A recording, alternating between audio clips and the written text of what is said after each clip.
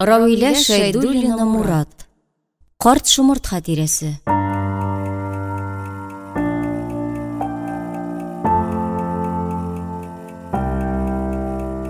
Фәгыйлә карчык тәрәзәләргә таң алсулыгы сарыла башлауга, пычмак яктагы мич кырыенда зәңгәр җирлеккә зур-зур кызыл чәчәкләр төшкән шаршау белән бүлеп куелган бүлмәсендә йокысыннан уянып китте. Һәм иң элек иртәнге намазын укыды. Анда да әллә ничә тапкыр буталды. Тукта, монысын укымадым бугай дип, кабаттан яңа баштан укып чыкты. Аннан соң кичә кичтән тиенчегенә тинәп баш астына тыгып куйган әйберләрен алып, иңенә чуклы челтәр ефәк шәлен салды да, өйдәгеләрне уятмаска тырышып, ишеккә таба юнәлде. Әнә пәтстенни йортның юка гына такта белән бүлеп куйган икенче ягында сәке өстендә тезелешеп яткан улы Шамил, килене Нурания һәм 5 оныгы татлы таң алды йокысында. Таралып йоклыйлар. Тик ул аларның кемнәр икәнен танымый.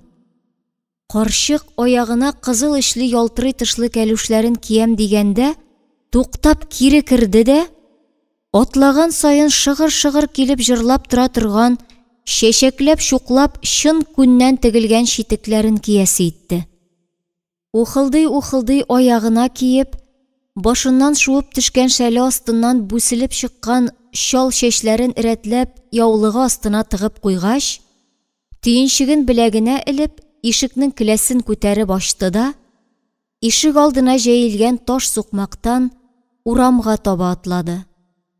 Күгәнен мул итеп кара дегет белән майлап куйган ишек тавыш-тынсыз, шыгырдамый гына ябылды. Ишек алдындагы бәбкә үләннәренә мул итеп чык төшкән. Алар урыстау өстеннән ялкау гына күтәрелеп килүче кояшның кызгылт нурлары астында төрле төсләргә кереп, зәңгәрсу кызгылт җибәрҗәт ташлар сыман җемелдәшәләр. Урак кыйрыклы, зур кызыл кикрикле ак әтәч читәнгә кунып, туып килүче ал таңны сәламләп, әллә ниткән куанычлы тавыш белән кычкырып җибәрде. Кетәклектә тавыклар уянып шыбырдаштылар, иренеп кенә кыткылдап алдылар. Әтәч шап-шоп итеп канатларын кагып алды да, җиргә төшеп берәр төрле җим табып алдымы, кыт-кыт килеп тавыкларын чакырды. Әтәч тавышына күрше әтәчләр дә кушылып, инде таң атуын, торырга вакыт җиткәнен Алансу халкына хәбәр иттеләр. Абзарда иренеп кенә сыер мөгрәп куйды, сарык бәтиләре бәэлдәштеләр. Авылны нурга төреп, үзенең мәшәкатьләре, шатлык куанычлары белән Алансуда яңа көн туып килә иде. Фәгыйлә карчык урам якка чыккач, олы юлдан Кыйгасар елгасына таба атлады. Өстенә кигән аклы ситсы күлмәге юка. Шуңа күрә карчык иртәнге салкынча һавадан калтыранып куйды. Җилкәсенә салган ак ефәк шәле дә карт сөякләрен җылытмады. Камзулын кияргә оныткан иде шул. Хәтере юк иде Фәгыйлә карчыкның. Туңса да кире керәсе килмәде. Ашыгыч эше бар кебек, 80 яшьлек карчыкка хас булмаганча, тар сукмактан җәһәт-җәһәт атлавын дәвам итте. Күршләренең сары эте Сарбай, карчыкны танып сәлам биргән кебек, 1-2 мәртәбә һау-һаулап өреп алды да, тынып калды. Фәгыйлә карчык атлады да атлады. Чәчәкләп чуклап чын күннән тегелгән читекләре шыгыр-шыгыр килеп җырладылар. Юк, җырламадылар. Йыладылар бугай. Кая барасың, карчык? Шулай таң белән уянып, кай якларга юл тотуың дип, читек җырына кушылып, иртәнге җил аякларына килеп уралды. Карчыктан җавап ишетмәгәч, җил дә тынып калды. Каермаларга уралып үскән эт ишәгеләренә, каерма төбендәге сукыр кычытканнарга, мәче ботакларына да энҗедәй чык сибелгән. Субханалла, дип куйды Фәгыйлә. күз тимәсен. Иртәсе бигрәк матур. Субханалла. Юлларымда шулай уң булса иде инде. Исән-имин генә Хәбибуллам белән Шамилемне барлап алып кайтыйм. Кукан янына басуга дип кенә чыгып киткәннәр.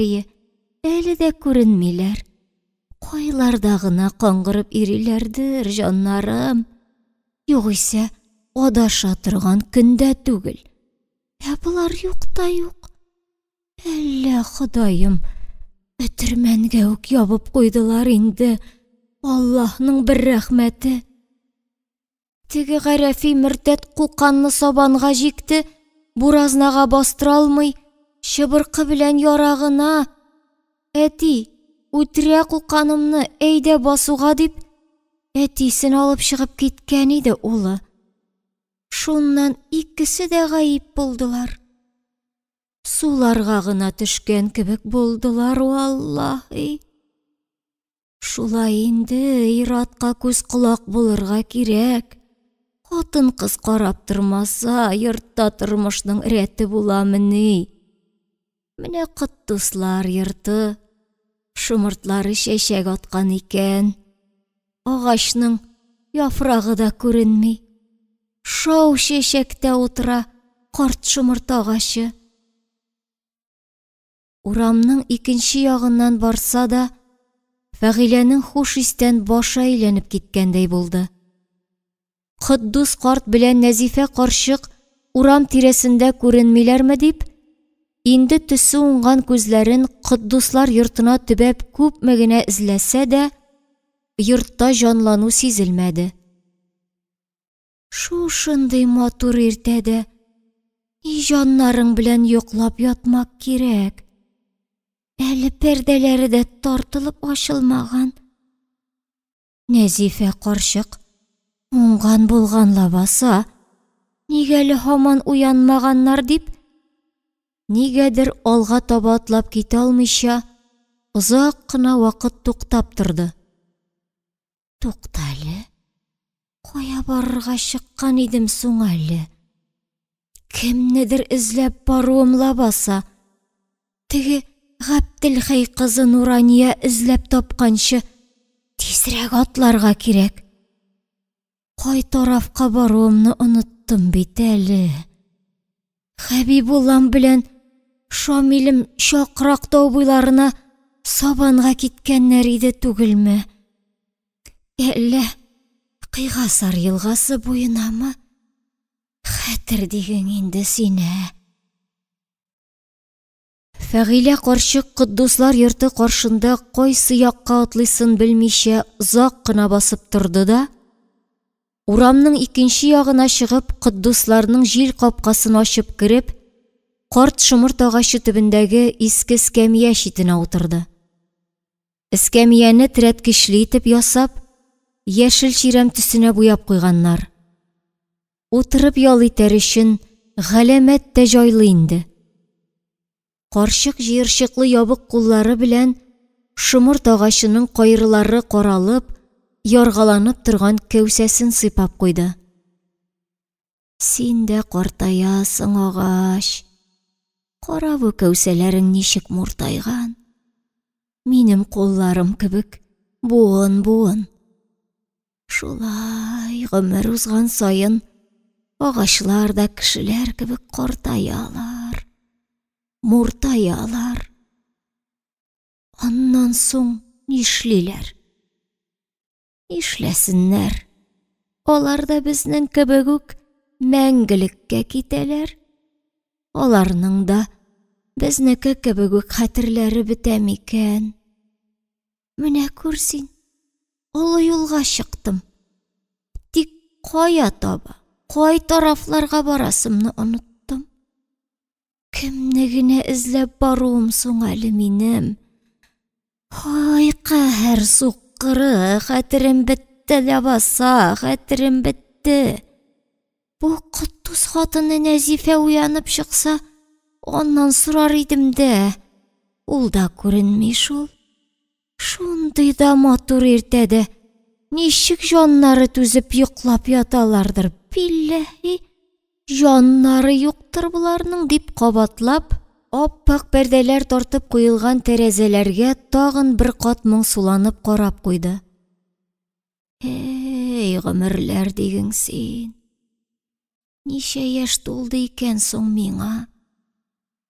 Күптер инде. Алай дисәң, әле теге Габделхәй кызы Нурания һаман 5-6 яшьлек кызчык. Аннан соңы ул нишләп бездә тора икән? Үз йортлары юкмы? Габделхәй белән Махруй бикә кайда икән соң? Кояш җиз табакта ялкауланып кына кызарып чыгып, карт шомыртның тәлгәш-тәлгәш хуш исле чукларын кан төсенә кертте. Йомшак кына таң җиле исеп куйды. Фәгыйлә карчыкның иңнәренә шомырт тәлгәшләренең аппак таҗлары коелды. Һәм шомырт исе. Башларына әйләндереп, Куддус картның бакчасында шомырт исе аңкый иде. Ай, исе дә исе. Әйтерсең лә, Акборын чишмәсе буендағы аклык аланы. Билләһи. Талгын җил исеп куйды да, шомырт агачы иелеп, йомшак ботаклары белән карчыкның иңнәренә тагын кар бөртекләре кебек ак таҗларын койды. Барасы юлыңны оныттыңмы, Фәгыйлә түти? Бар, кире борыл, өеңә кайт. Оныгың тагын эзләп чыгар бит. Озак уйланып утырды карчык. Тик очсыз-кырыйсыз уйларының очына чыга алмады. Тәмам башы буталган иде. Шомырт агачы хуш исле чәчәкләренә кунган бал кортларының безелдәшкән тавышына куанып, карчыкның яратып кәүсәсеннән сыйпавына сискәнеп киткәндәй, иртәнге җилдән тибрәлеп куйды да, тагын тукталып үзенә текәлеп карап торган ак әбигә карап: Кая таба юл тотуың, Фәгыйлә түти? Шулай таң белән ни эшкә киенеп ясанып кыйгасар якларына чыгып китеп барышың? Өстеңә дә юка гына киенгәнсең. Туңарсың иш, дип, янә кабатлап сорап куйды.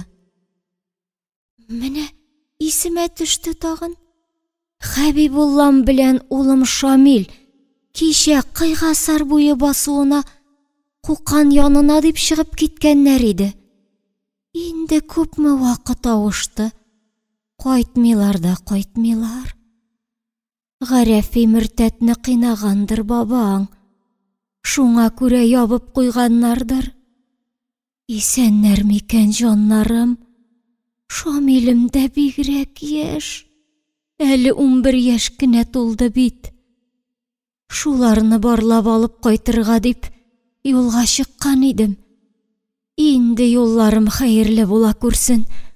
Карт кешегә мондый озын юлларда йөрүе авыр инде ул. Бик авыр. Ни сөйлисең син, Фәгыйлә түти? Аларның чыгып китүенә ширек гасырдан артык вакыт үтте бит инде. Куддус карт белән Нәзифә карчыкта күптәннән юк. Аннан соң улың Шамил сугышларда йөреп кайтты. Хәзер өеңдә киленең, теге заманда колын ашатырга килеп йөргән кызчык Нурания белән 5 бала үстереп яталар. Бар, кире өеңә кайт. Өйдәгеләр югалтырлар үзеңне. Аннан соң Кыйгасар елгасы борылып, Кәвәлгә таба ага торган җирдә бик тирән бит ул. Күрәсеңме? Нинди мул булып томан төшкән. Кире борыл, Фәгыйлә түти. Кире борыл. Томанда адашырсың. Кит. Булмаганны сөйләмә. Исәр агач. Нинди ширек гасыр. Үзем кичә иртән озатып калдым.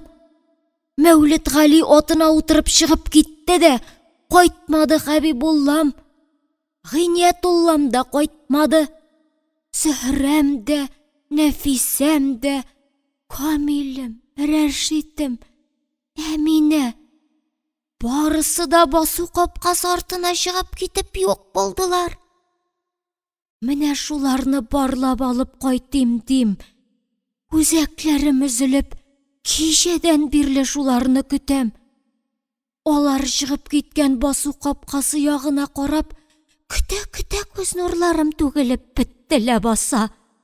Син өеңә кайт дисең. Юк, бу юлы тапмыйча кайтмыйм.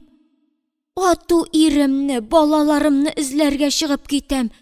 Әминә Габделхәй кызы Нурания шундый да матур акыллы бала инде. Җитәкләп кире алып кайта. Әйдә, әби, өйгә кайтабыз. Сине әти белән әни көтә дип, кире алып кайтып китә. Гел шулай инде менә. Кем көтә? Нинди әти белән әни? Алар күптән үлде бит инде. Рәтләп аңлатып бирә алмыйм шул. Аңлатып бирә алмыйм. Габделхәй кызы нишләп бездә тора икән соң ул? Бу Котдус белән Нәзифә ни җаннары белән йоклап яталар? Иртәсенең матурлыгын күрсин. Хәтерең юк шул. Акылың юк, Фәгыйлә түти. Сине, иреңне, балаларыңны эзләп йөргән җирдән табып алып кайтучы Габделхәй кызы түгел. Шамилең белән Нурания кызы. Синең оныгың. Котдус картның бу дөньяны ташлап киткәненә инде чирек гасыр. Аның артыннан карчыгы. Кит, булмаганны сөйләмә. Минем Шамилемә нибары 11 яшь. Ничек инде 11 яшьлек баланың кызы булсын ди. Котдус белән Нәзифә карчыкны да кичә генә күрдем. Әле менә безнең өйдә яшәүче кызымның ире сыер сатып алып кайтты да, әни ди. Нигә миңа әни дип әйтә торгандыр, пир суккыры. Инде сыерыбыз булгач, безгә ниемә ул кәҗә? Әрәмгә ашап ята дип, минем аксакалымны тотып суйды, әҗәт кана. Утырыплар җыладым инде, рәнҗепләр җыладым. Ул кәҗәдә адәм акыллары барые, сөйләшергә теле генә югые җанымның. Үзенә дә әйттем, син шул кәҗәнең итен ашаганда, минем аксакалым авызыңнан башын чыгарып, мә дип кычкырып торыр әле дидем.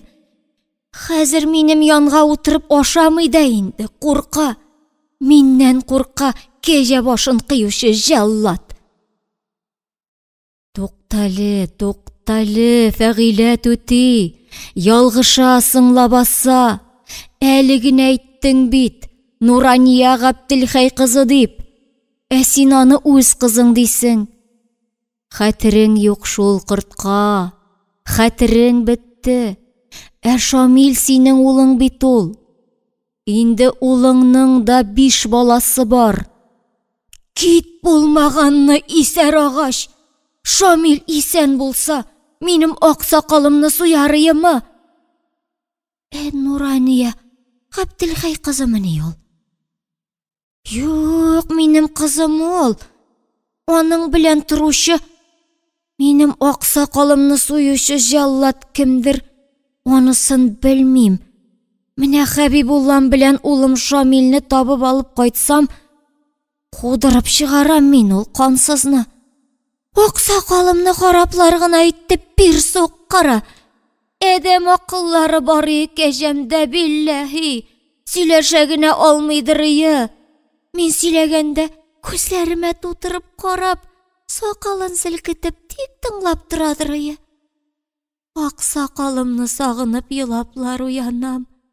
Аннан соңы төннәр буе йоклый алмый ятам.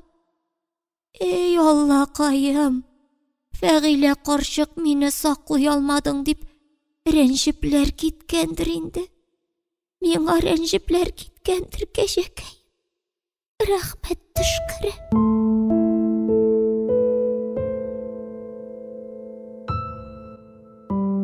Фәгыйлә сукрана эскәмиядән күтәрелеп капкага таба атлады. Кая барасым?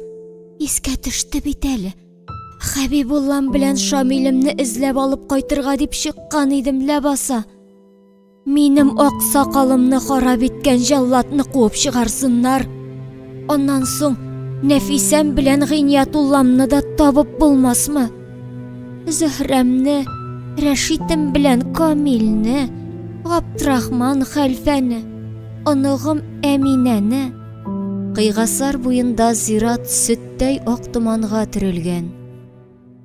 Җир өстеннән берәр метр ап-ак сөт елгасы агып баргандай томан агыла.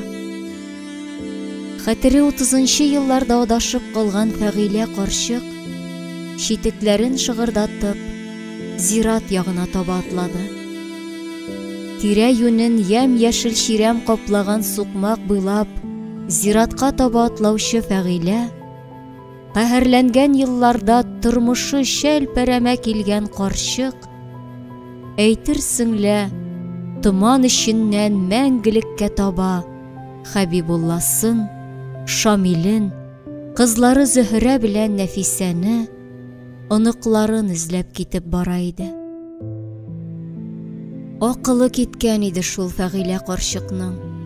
Ирен, балаларын, оныкларын югалту хәсрәтеннән акылын җуйган иде.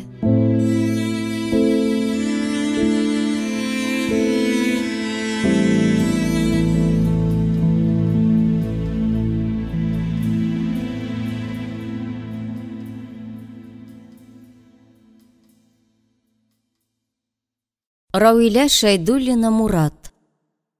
Карт шомырт хатирәсе.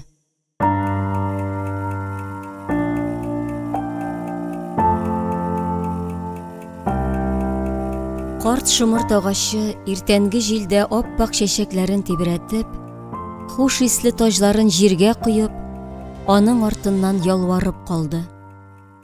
Йөңә кайт, Фәгыйлә карчык. Хәбибуллаңны таба алмассың. Ул юк бит инде. Булай ялгызың гына ерак юлларга чыгып китеп адашырсың. Томаннар эченә кереп адашырсың. Әле Шамилең белән киленең синең чыгып китүеңне сизми калганнардыр. Таң алды йокысы бигрәк татлы бит ул. Уянгач, кайгырышып, тагын сине эзләргә чыгарлар. Нураниягә охшаган кечкенә кызчык, синең оныгың, сине табып, яңадан җитәкләп иеңә алып кайтыр. Әби, әйдә өйгә кайтыйк. Сөтләп чәй эчәрбез, аннары качышлы уйнарбыз. Рәхәт булыр, әби. Шундый да рәхәт булыр инде менә. Син оныгыңа каршы килә алмыйча, җитәкләшеп тагын кире кайтырсың. Нәфисәң турында да берни белмисең шул. Зөһрәң, Хәбибуллаң, Гыйниятуллаң, Рәшитең, Камилең, Әминәң турында да. Аларның күбесе әллә кайларга, кеше бер киткәч кире әйләнеп кайтмый торган мәңгелеккә киттеләр. Кайберләре Алансу авылы ят иткәннәре башка җирләрдә нигез кордылар. Син аларны Кыйгасар елгасы буендагы Алансуның сандугачлар сайрап торган, тын гына томан эчендә ыеп утырган чәчәкле, җиләкле зиратында да таба алмассың. Балаларыңның төрлесе төрле якта. Себердә, Үзбәкстан якларында үзләренең әҗәлләрен таптылар. Һәм мәңгелеккә китеп, гомер томаннары эчендә эределәр. Шамилең сугышлардан исән-имин әйләнеп кайтып, теге аксыл сары чәчле, зәңгәр күзле, улың белән бергәләп йолдызга шикәр ашатырга килеп йөргән кызчык белән тормыш кордылар. Һәм оныгың Рәшит, сугышлардан орден-медальләр тагып әйләнеп кайткан Рәшитең, кояш кебек якты Сәлимәгә өйләнеп, Казанда яшәп ята.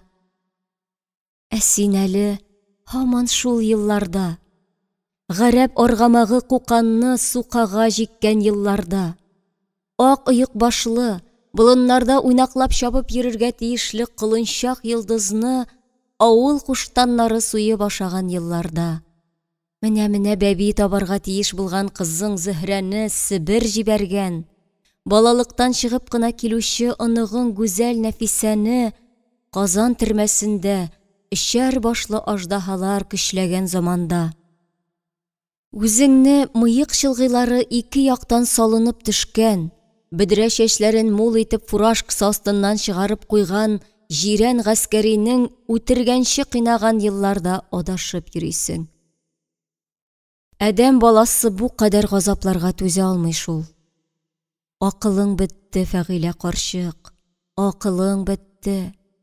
Ни хәлләр итмәк кирәк? Я Раббым, ничекләр итеп кенә яшәп бетерерсең? Ул елларны эзләмә инде син, Фәгыйлә түти, таба алмассың. Бәлки, үзең дә бу дөнья белән хушлашып, мәңгелеккә киткәч кавышырсыз. Балаларың белән күрешерсез дә, хәтерең әйләнеп кайтыр, һәм син алардан башка яшәгән гомерең турында сөйләрсең. Башка бер сүз дә дәшмәде карт шумыртагачы. Фәгыйлә карчыкны күздән югалганчы карап озатып калды да, күңеленә килгән авыр уйларыннан уелып, тынып калды. Күңеле сизде агачның. Фәгыйлә карчыкның ак томаннарга өртелгән зират ягында бил тиңентен сөттә ягып торган аклыкка күмелеп, 30-нчы елларда куканны коткарырга дип чыгып киткән улы Шамилне, карты Хәбибулланы, Себергә куылган Зөһрәсен, Абдрахман хәлфәне, оныклары Камил белән Рәшидне, өч башлы диюдән көчләнгән 16 яшедә тулмаган гүзәл Нәфисәне, үзбәк якларында харап булган су сөлеге кебек чибәр улы Гыйниятулланы эзләп, мәңгелеккә чыгып китүе иде. Кыйгасар буендагы арыш басуы. Иртәнге акырын җил Фәгыйлә карчыкның җыерчыклы, ләкин улын Хәбибулласын табып өенә алып кайту өмете белән өртелеп янып торган йөзен иркәләп искән җил талгын гына яшел уҗымнарны дулкынландыра. Карчык тынлыкта уеп утырган зират буена җиткәч, тагын туктап калды. Тукта, кайсы басуга таба чыгып киткән иде соң төпчеге Шамил белән Хәбибулласы? Чакрактау буе басуынамы? Әллә Кыйгасар буенамы? Фәгыйлә инде шактый юлны узып өлгергән иде. Зират яныннан Чакрактауга таба борылып керә торган ат юлы бар. Әнә ул арыш басуының нәкъ уртасыннан, тәгәрмәч араларында ефәк яшел юл калдырып, офыкка таба сузылган тәгәрмәч эзләре. Худавәндәләр, бу адәмнәрнең күзләре юк микән ни соң? Арыш басуын таптап йөрмәсәләр, түшәли зират яныннан Кыйгасар елгасы буйлап кына үтеп булмый икән. Иген басуын таптап кем йөри инде, вәт фәрвайсызлар, дип уйлап, карчык Чакрактауга таба атлады. Чыклы үлән эчендә йөреп, чигүле читеге юешләнде. Кыңгырт кара төскә керде. Соңга таба нигәдер карчыкның хәле китебрәк тора. Йөрәге дә чабыш аты сыман туктый тибә. Оннан соң бөтен гәүдәсен әллә ниткән кымырҗык бер салкын урап ала да, көзге усак яфрагы кебек калтырата. Ябык гәүдәсе гел түшәк сорап тора инде. Билләһи, гел ятасы гына килеп тора. Көндез ятып торырга күнекмәгән Фәгыйлә карчыкка Нурания килене «Әнкәй, аз гына ятып хәл алып тор» дип, ястык түшәкләрне кабарта урын җәеп бирсә дә, «Кит, кызым, булмаганны, көн яктысында сузылып ятып торырга мине кем дип беләсең?» Аннан соң яткач ятуга китә ул. Аяклар йөргәндә йөреп торырга кирәк. Хәрәкәттә бәрәкәт дип, килене әзерләп куйган урынга ятмыйча, үзенә бер шөгыль табып чыгып китә. Килене күпме әйтеп карады.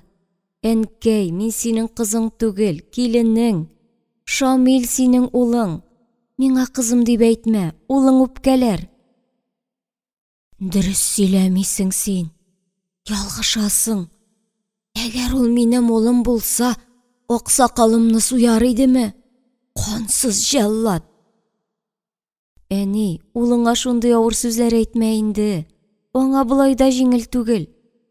Оннан соң курма җыюы бик авыр бит. Каян җыясың ул курманы? Сыер булгач кәҗәниемә кирәк. Булай да балалар уфалла белән этишәгесе, алабута, билчән ташып интегәләр. Аның бит чабып алырга пишәне дә юк. Барысы да колхозныкы. Үземә дигән ризыкны кәҗәмә ашаткан булыр идем. Хараплар гына итте аксакалымны.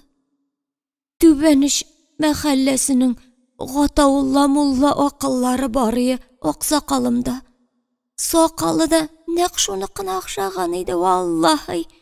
Указлы мулла зиһеннәре барые. Кич белән көтүдән азан тавышын ишетүгә чабып кайтырый да, Фәгыйлә карчык ахшам керде, намазыңа утыр дигәндәй, күземә карап торырый. Теле генә юк бәгыркәемнең. Фәгыйлә карчык бу сүзләрне көндә кабатлый. Ул инде оныкларын да, улын да, киленен дә танымый.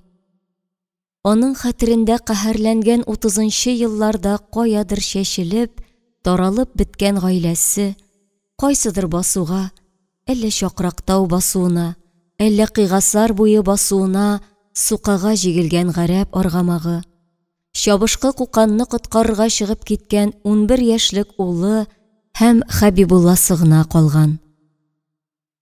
Алар таң тууга Фәгыйлә карчыкны йокысыннан уяталар. Әни, кайда син? Әйдә, басуга киләле. Киләле. Куканыбызны коткарырга басуга киләле дип, әнисен чакырып уята 11 яшьлек улы. Кайсыдыр басуда үзәкләрне үзеп кукан кешни. Ихаха! Кукан белән йолдызның буш аратасында кылынчакның муенсасын күкрәгенә кысып, төпчек улы Шамиле үкси. Җаннары өзелердәй булып, илерә-илерә елый улы. Әти-әнисеннән ярдәм көтеп елый. Әнә Хәбибулласы кечкенә генә биштәрен асып, басу капкасына таба, мәңгелеккә китеп бара. Кая барасың? Сиңа әйтәм, булыш инде улыңа, булыш, ди ана. Тик Хәбибулласы ишетми. Әнә йолдызның кояш нурларында йылкылдап торган тиресе кәнүшни артындагы аркылы агачта эленеп калган. Һәм күгәргән кадакка элеп куелган муенсага тагылган кечкенә кыңгырау тавышы Фәгыйлә карчыкның хәтерендә көн сайын яңгырап, улы белән картын эзләргә, басуга чакыра. Башка бер нәрсәне дә хәтерләми Фәгыйлә карчык. Ит улы балаларның да кем икәнен белми. Тик Габделхәй кызы Нуранияне генә таный. Әнә бер кечкенә кыз бала, әле иртәнге чык тамчылары да кибеп бетмәгән үләнле сукмак буйлап йөгерә-йөгерә, кемнедер эзли. Салам чәчләре кылын ялы кебек сибелеп кала. Әби! Син кайда? Аның бу үзгәләнә кычкыруы Ялантау, Урыстау, Чакрактауларның текә маңгайларына бәрелеп, Фәгыйлә түтинең колагына килеп ирешә.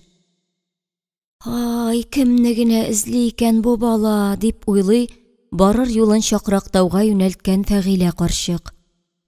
Әллә адашкан инде, бигрәкләр үзгәләнә балакаем.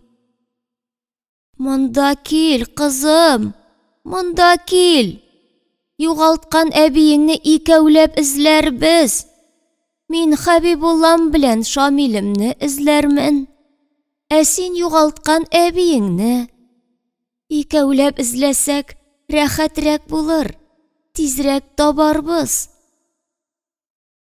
Тик аның аҡрын тауышы үзеннән ары китми. Әллә иртәнге җил үзе белән ҡаядыр ияртеп алып китә инде тауышын. Уны Фәғилә ҡарчык аңлый алмый. Ҡыз баланы ҡыҙғанып, йөрәге телгәләнә. Монда кил, ҡызым. Томаннар эшендә, зират янында адаша күрмә.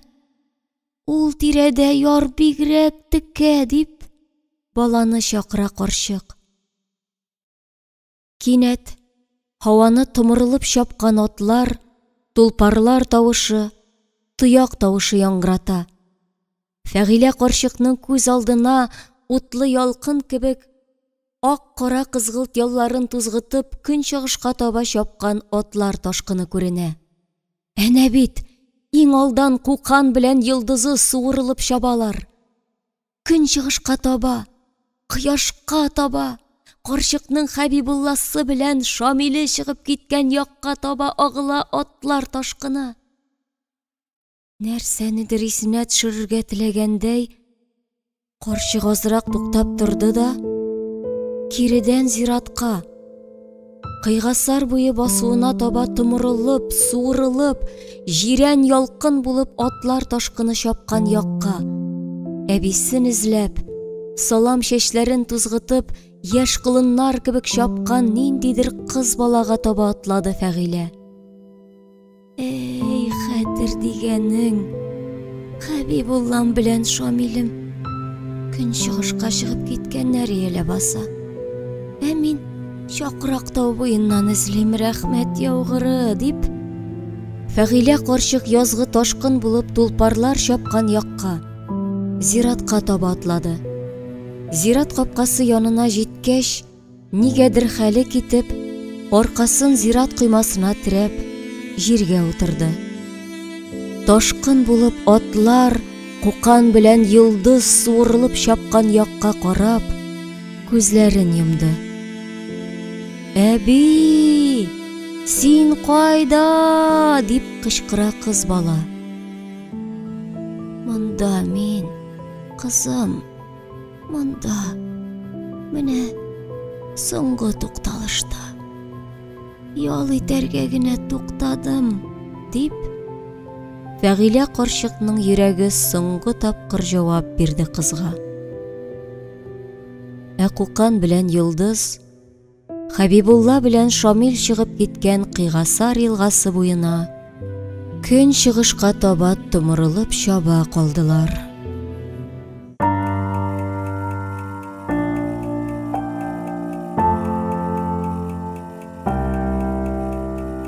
Әллә ҡайҙан ғына килеп сыҡты бу туфан. Үзләрне шағылдыра торған ҡояшлы, жылы тымызыҡ көн иде лә баса. Ҡапҡа төпләрендә инде ҡанатлары нығыған, шаҡтай исәйгән ҡаз бәпкәләре ҡаңғылдаша. Ағаш яфраҡлары да май айындағы кебек ашыҡ йәшкелт, саф түгел. Көз килеүен сизгән кебек ҡара ҡушҡыл йәшел төскә кергәннәр. Ара-тирә җаннарға сағыш өҫтәп, сары яфраҡлар да күренә башлаған. Ғәбделхәйләрнең ян баҡшасындағы ҡарт шомортның да ботаҡлары сусыл, ҡап-ҡара тәлгәшләренең ауырлығынан сығылып-сығылып төшкәннәр. Ул, җимешләрен бер кем өзөп ашамағанға рәнжигәндәй, сағышланып утыра. Күпне күргән ҡарт шоморт ағашы, әллә нинди хәүеф, ниндидер фажиға буласын көткән кебек, үҙ ғүмерен йәшәп бетергән, буыннары сызлап интектергән ҡартлар сыман тынып ҡалған. Бик матур башланған иде бу көн. Җәйнең инде моңсуланып, сағышланып, көзгә ауышҡан мәле. Ҡояш та инде элекке кебек ҡыҙҙырмай. Күңелләрне җилкендереп, ялт итеп торған ҡояш, болытлар арасынан ҡызыл җиз табак кебек бер күренеп, бер юғалып торҙо да, ҡара ҡушҡыл болотлар артына кереп юҡҡа сыҡты.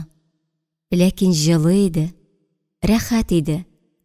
Көн ҡараңғыланып китсә дә, жанга рәхәт иде. Иң башта Алансуның урта урамында туфан кубарып, җен өермәсе узды. Тузан бер урында җыелды да, бөтерелеп бии-бии урамның икенче башына тәгәрәде. Капка төбендәге казлар каңгылдашып, тыҗымнарга уялган кайырма читән тирәләренә йылыштылар. Урамда чабышып уйнап йөргән балалар да, тизрәк өйләренә кереп, тәрәзәләрдән читкәрәк китеп, ышыграк урынга пустылар. Әбиләре әйтмешли, җен өермәсе өйгә керә күрмәсен. Тузан йире белән өйгә әллә нинди хәвеф-хәтәр, җен-пәриләр керергә мөмкин. Аллаһы Тәгалә сакланганны саклармын дигән. Шул ара Казан ягыннан, Олы Мәтәскә ягыннан күксел көрән булып, бөтен күкне иңләп, кабарып-кабарып болыт мендәрләре күренде. Алар башта айырым-айырым күктә йөзеп йөрделәр дә, бергә җыелдылар. Һәм кап-кара төскә кереп, күк йөзен томаладылар. Әле генә күңелләрне күтәреп ялт итеп торган кояш юкка чыгып, чатырдап яшен яшнәде. Карт-коры, ай-һай, Казан ягыннан, Олы Мәтәскә ягыннан килсә, иманы белән килми инде ул, хәвеф-хәтәр генә була күрмәсен. Яшен күк йөзен ярып җиргә таба төшсә, хәерлегә булмый ул дип, бисмиллалар әйтеп, ишек тәрәзәләрен ябып куйдылар. Алансу урамнары тынып калды. Бу әллә ниткән хәтәр яшенле яңгыр алды тынлыгы иде. Ян бакчадагы кыеның сиртмәсенә асып куелган, суда әйбәтрәк батсын өчен тимер кыршавына гер аскан күгәргән чиләкне давыл әллә нинди чыелдау, ыңгырашу өне чыгартып, өзеп алып атарга теләгәндә йолкыды, талкыды. Карт шымыр тагачы, нидер буласын сизеп, күптән инде кеше тормаган өйнең катлы-катлы тузан ябышкан карындык сыман пленка белән капланган тәрәзәләренә карт ботаклары белән шакып карады. Шак-шык, шык-шык, ачыгыз, ачыгыз, ачмаска юк хакыгыз. Гүя күпне күргән агач, үзенең яшь вакытларын исенә төшереп, яшьтие Габделхәйне, аның карчыгы Сылу Махруйбикәне сагынып, инде бичуралар җырлый-җырлый оныкларын тибрәтеп утырган буш нигезгә бер төрле җанлану кертәсе килепме, тәрәзә шакый. Келәләре күгәреп беткән, тынсыз, өнсез, карындык сыман пленка белән капланган тәрәзәләрдә җанлану сизелми. Кайда син, Габделхәй? Инде тормышлар рәтләнгәч кенә, авыз тутырып ипеккә яшый башлагач кына, кайларга китеп юк булдың соң син? Без бит синең белән ачлыгын да күрдек. Илдә көндә булган талауларны, үтерешләрне, кимсетүләрне һәммәсен дә күрдек ләбаса. Ник син минем хәлемне белергә яныма чыгып утырмыйсың? Бирчәйгән кулларың белән минем картлыктан тупасланган кәүсәмне сыйпамыйсың. Эй агач, сиңа ничә яшь тулды соң инде? Син дә картаясың. Хәлләрең ничек дип сорамыйсың? Сорасаң, мин сиңа таба иелә төшеп, инде сагая башлаган колагыңа әллә кая. Кешеләр киткәч мәңге әйләнеп кайтмый торган. Алансуның урман кебек зурайган җиләкле зиратына киткәч, авылда ниләр булганын сөйләр идем. Ә син, кырдаш, исең акылың китеп тыңлар идең. Әле кайбер вакыйгалар турында сөйләгәндә, ярый әле китеп котылганмын. Мин мондый хәлләргә түзә алмас идем дип сөенеп тә куяр идең. Күрәсеңме, мәмерәп пешкән җимешләремне дә ашаучы юк. Алар тиздән кибеп, корып җиргә коелырлар да, җир каны булырлар. Бәлки кайберләре бәрәкәтле туфракка төшеп, шытып чыгып, минем гомеремне дәвам итәрләр. Тәлгәшләр авырлыгыннан җиргә йелдем мин, кырдаш. Буыннарым сызлый. Җимешемне ашаучы булмагач, җанга рәхәт түгел. Җирдә ни өчен яшәгәнеңне аңламыйсың. файдасыз әйбер сыман. Аннан соң минем яныма кіріп хәлемне сораучы да калмады. Жәүдәтен ясап куйган эскәмия урындык та җимерелде. Нигәдер яңаны ясап куючы юк. Хәер, иясез йортка эскәмия нәрсәгә инде ул? Кирәкмәскә саныйлардыр. Тәрәзәләрендә ут янмавы да җанны әрнетә. Әйдә, кайт әле Габделхәй. Кайт та әйт карчыгыңа. Тәрәзәләреннән ул карындыкларны алып атсын да, сиртмәле кыйыдан су алып, ялт итеп пыялаларын юып чыгарсын. Кояш нурлары кирип, иеңне тутырсын. Тәрәзәләре юылмаган үй суқыр кеше кебек бит ул. Аннан соң Махруйбикә җиңгә бал итәкле күлмәк итәкләрен җилфердәтеп, җил килеп, җиделе лампаның куыгын тыны белән өрә-өрә ялтыратып чистартсын да, лампага зәңгәр су крәшин салып, ут элендереп җибәрсен. Күршеләреңә рәхәт булыр. Күршеләреңнең тәрәзәсендә ут булмаса, җанга авыр. Аннан соң казанда лепер-лепер кайнатып, тары боткасы пешерсен. Уртасына чокыр ясап, эретеп ак май салып, зур табак белән өстәл уртасына утыртсын. Ул сөттә мәмрәп пешкән тары боткасының исе. Язларын ул ис урамга чыгып, минем аппак чәчәктә утырган ботакларыма урала иде. Шундый рәхәт була иде шул. Тәрәзәләре ачып куелган шау чәчәкле бакчага таралып, шымыр чәчәге исенә сөттә мәмрәп кенә пешкән тары боткасы исенә эретелгән ак май исе килеп кушылуы. Балаларыңның алдында күпреп пешкән арыш ипие һәм 9 агач кашык синең өстәл янына килеп табакка үрелгәнеңне көтә. Никадәр генә аш булмасыннар, берсе дә, хәтта иң кече улың Әлфәт тә ризыкка үрелмиләр. Сабыр гына синең табын артына килеп утыруыңны көтәләр. Чөнки өйдә шундый тәртип. Ата кеше килеп ризыкка үрелгәнче, бер кемнең дә кашык уйнатырга хакы юк. Бисмиллах әйтеп син ашый башлагач кына, балалар әдәп саклап, әтиләренә хөрмәт күрсәтеп, табакка үреләләр. Мин исем китеп, шаклар катып тәрәзәдән карыйм һәм сокланам.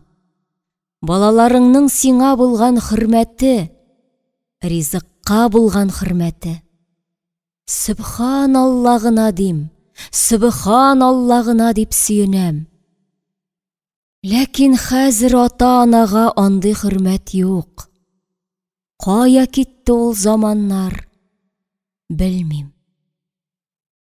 Менә шул якты тәрәзәләргә карындык сыман пленка кактылар да, еллар буе өй ичендә ниләр бар икәнен күрми тилмерәм. Кай чагында көзге караңгы төннәрдә өеңдә бала елаган, ыңгырашкан тавышлар ишетелә. Әллә инде көзге җилләр берәр тишек табып өеңә кереп, синең бәхетле чакларыңны эзләп йөриләр. Әллә буш өеңә яләшкән бичура карчыгы картлыктан сызлап интектергән буыннарын ышкый-ышкый, кемнәндер зарлана, ыныгын тирбәтә. Йортка бичура яләшсә әйбәттер ул. Димәк, йорт буш түгел. Чөнки йорт иясе улыңа, оныгыңа ияреп, яңа йортка чыгып китте бит Габделхәй. Киткәндә минем яныма чыгып утырып хушлашты. Китәм инде шомырт, чакыралар бит. Нигезне ташлап китүләре бик авыр. Сагынырмын. Тик миңа монда ялгызым калырга ярамый. Габделхәй оныкларының яңа нигезенә хәүеф-хәтәр килүе бар. Миңа яңа нигезне сакларга кирәк. Син ара-тирә тәрәзәләргә күз салгалап тор. Йортка күз колак бул. Хуҗаларыбыз, дусларыбыз, Коддус карт нәселе Габделхәй белән Махруйбикә безгә рәнҗеп ятмасыннар дип, минем белән саубуллашып, син үз вакытында бу яңа йортка күчкәч, йорт иясенә әйдә, менә бу тирәгәрәк урнаш дип, бисмиллаңны әйтеп, почмак якка җәйгән кечкенә генә корама киезне сөйрәп чыгып китте йорт иясе. Йортың иясез калды синең, Габделхәй. Нәүмис калды. Хәер, хәзер иясез йортлар синеке генә түгел. Тәрәзәләренә аркылы-торкылы такталар кагылган өйләр бихисап. Өйләре иясезгә, ирләре йөгәнсезгә әйләнеп бара бит, кырдаш. Менә шул өеңне ташлап чыгып киткән йорт иясе артыннан, хуш йорт иясе, яңа нигезне бәлә казалардан зинһар саклый күр. Аң бул, игелекле нәселгә кайгы хәсрәт килмәсен. Дөнья булгач барысы да булыр, шатлыгы да, хәсрәте дә. Тик алар барысы да үтеп китүчән. Йөрәкләргә җәрәхәт салмыйча гына үтеп китә торган кайгылар булсын. Илдән аерым кайгы бирмәсен. Бәхетле булсыннар дип озатып калдым. Менә шул төп нигезгә яләште дә инде бичура. Төне буе акырып елаган оныгын юата алмыйча тилмерә бичура карчыгы. Өйдә тавышлы булгач, рәхәт түгел. Елак бичура оныгын тынычландырырга әнисе юк микәнни соң аның? Ташлап киткәндер мөгаен. Хәзерге заманда хатыннарга балаларын ташлап китү берни түгел. Карт әбиләренә, ирләренә ташлап китәләр дә, вәссәлам. Тагын тәрәзә шакып карый карт шомырт. Ачмыйлар. Чөнки гомер буе кеше өзелмәгән бу йортта беркем яшәми. Бичуралар бу нигезгә кемнеңдер килүен көтеп, өметләрен өзмичә, елак оныкларын тирбәтәләр. Яссыз нигезләр, исерек ирләр, туган тумачасын, әниләрен оныткан уллар, менә булар яңа властьның казанышлары. Бу имансыз, динсез гомернең Аллаһның барлыгын, әти-әнидән дә изге кеше юклыгын белмичә үскән балаларның яшәү рәвеше. Күзләрендә, телләрендә байлыкка омтылу. Иман байлыгы турында уйлау юк. Ахирәт турында беркем белми. Югыйсә бабалары менә дигән кешеләр иде бит. Яхшы ата балалары. Карт шомырт хәтерли. Яшьтие яз көннәрендә шомырт төбенә чыгып утырыр иде. Бирчәеп беткән куллары белән карт шомыртның яргаланган кәүсәләрен сыйпап куяр иде. Ниләр уйладың икән син ул вакытта, яшьти? Менә инде гомерләр узып та китте. Балалар таралышты. Аларның үз тормышы. Карчыгым Махруйбикә дә һаман ютәлләп авырып тора. Ходай аннан айырмасын дип теләк теләдеңме? Әйе. Мин сине юатырга тырышып, курыкма яшьти, шыгырдаган агач озак яши ул. Кырыштай имәннәр шартлап сынганда да, алар ыңгырашып, сыкранып яши бирәләр дип, сиңа таба иелә идем. Эй, шомырткай, хатыннар ирләрен тәрбияләп соңгы юлга озатырга тиешләр. Шуның өчен дә Аллаһ аларның гомерләрен озынрак иткән. Карчыгыннан калган картларга яшәү авыр. Бик авыр ул. Хатын кызга ялгыз яшәүе күпкә җиңелрәк. Шулай булды да. Син бернинди авыруларга бирешмәгән имәндәй ир бер төн эчендә юкка чыктың. Карчыгың синнән соң да 20 ел яшәде. Әйткәнемчә, җимешләрем дә кадерсезләнеп, җир канына әйләнеп, кошларга җим булып җиргә коелалар. Ашамый хәзер балалар шомыртымны. Алар әллә ниткән, моңарчы колак ишетмәгән океан арты ризыкларын ашап, эчке әгъзаларын агулап, телевизордан төрле ятсыз әйберләр карап, урамга чыгып матур итеп уйный да белмичә үсәләр. Мин аларны аңлый алмыйм яшти. Элеккеге балалар уенның тәмен белеп, матур итеп уйныйлар иде шул. Аларның уеннары да тәртипкә өйрәтә торган уеннар иде. Урам бала-чага тавышыннан гөр килеп тора иде.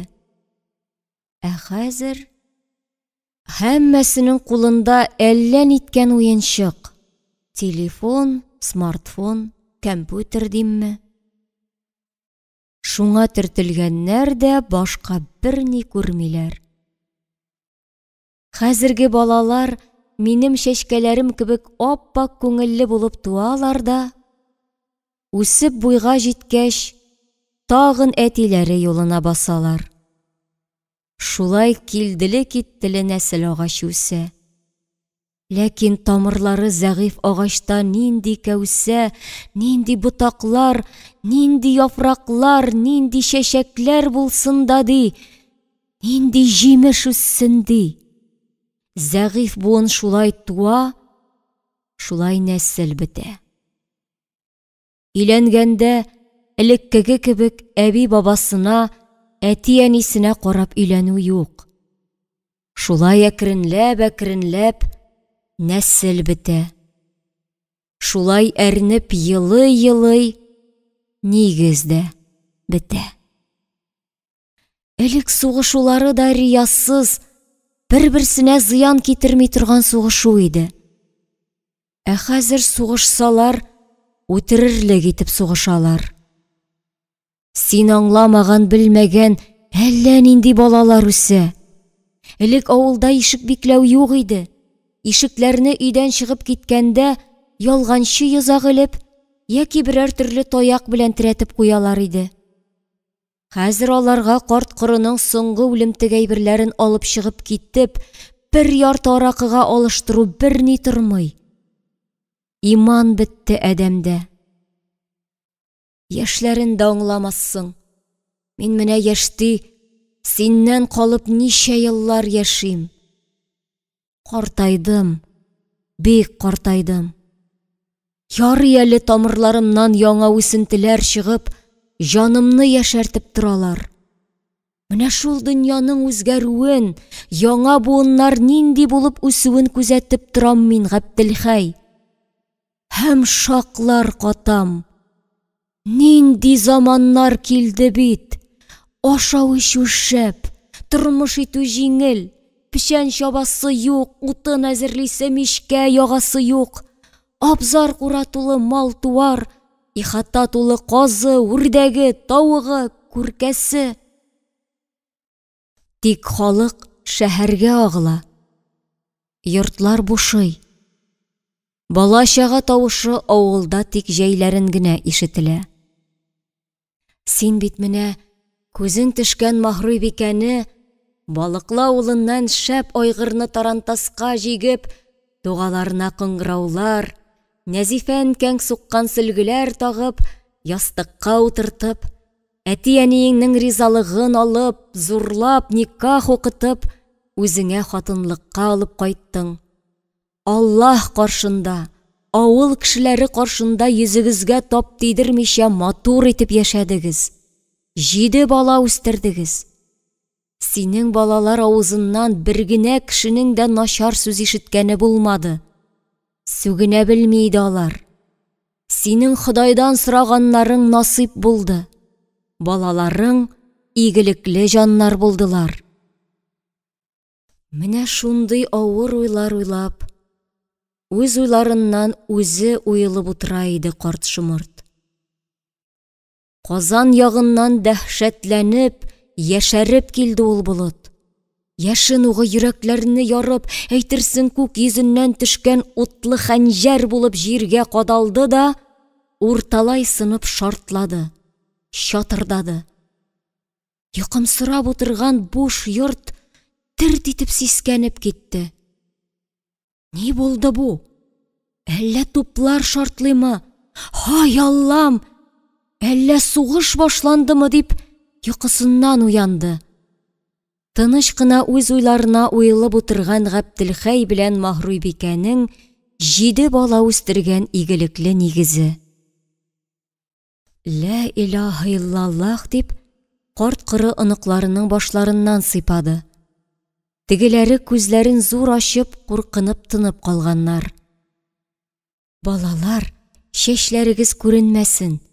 Чәч яшен утын тартып китерүчән була дип, әбиләр кыз оныкларының бүселеп чыккан чәчләрен буыннары шишкән сөякчел куллары белән яулык эченә яшерделәр. Тегеләре дә аптырап, куркынып, әбиләренең куенына сыена төшеп, алар артыннан дуга кабатладылар. Бисмиллаһир-рахманир-рахим. Кул һуаллаһу әхәд. Карт шымыртның пешеп тулышкан кара чукларын давыл өзеп атардай итеп тартты, йылыкты. Аннан агачның ботакларын кайырып алып, әллә кайларга, сиртмәле кое почмагына илтеп атты. Кап-кара шымырт тәлгәшләре агач төбендә кыелып калдылар. Тик агач исән иде әле. Җиргә береккән тамырларында нык басып тора иде. Давыл сиртмәле кое чылбырына элеп куелган, тоткычына гер асылган чиләкне дә өзеп атардай итеп тарткаласа да, өзә алмады. Кинәт кытларны алып, сискәндереп, шатырдап, яшен яшнәде. Һәм яшен дәһшәтле галәмәт зур сөңге булып күктән, күкнең 7нче катыннан атылып төште дә, карт шымыртның кайрылары купшакланып торган кәүсәсенең төбенә китереп орды. Күпне күргән карт агач гөрсөлдәп, ятим йорт нигезенә аркылы килеп төште. Йорт сискәнеп китеп, җиргә сеңгәндәй булды. Өзелмичә калган тулышкан шымырт тәлгәшләре, кайгының үзе кебек кара җимешләр, булдыр басмаларына кыелдылар, сибелделәр, һәм инде саргая башлаган бәбкә үләннәре картайган кычытканнар арасына кереп чәчелделәр. Нигез ыңгырашып куйды. Җаныннан актарылып чыкты бу ыңгырашуга охшаган өн. Бер күгәндә генә эленеп торган ян капка да, соңгы шанышы булган күгәргән кадактан ычкынып, җиргә килеп төште. Кычытканнар арасына кереп ятты. Заманында ялантаудан чыгарган яссы ташлардан салынган, хәзер кладовой дип йөртелгән кызыл мал сата торган кибет тә, авылдашларына яз булмаса көз түләрсең дип чәй шикәр, мануфактура биреп торучы, тарихның үзе кебек карт, кулак дип таланган игелекле Коддус картның таш кибете дә ишелеп төште. Әйтерсең, барысында шушы карт шымырт агачының хатирәләре генә тотып торган.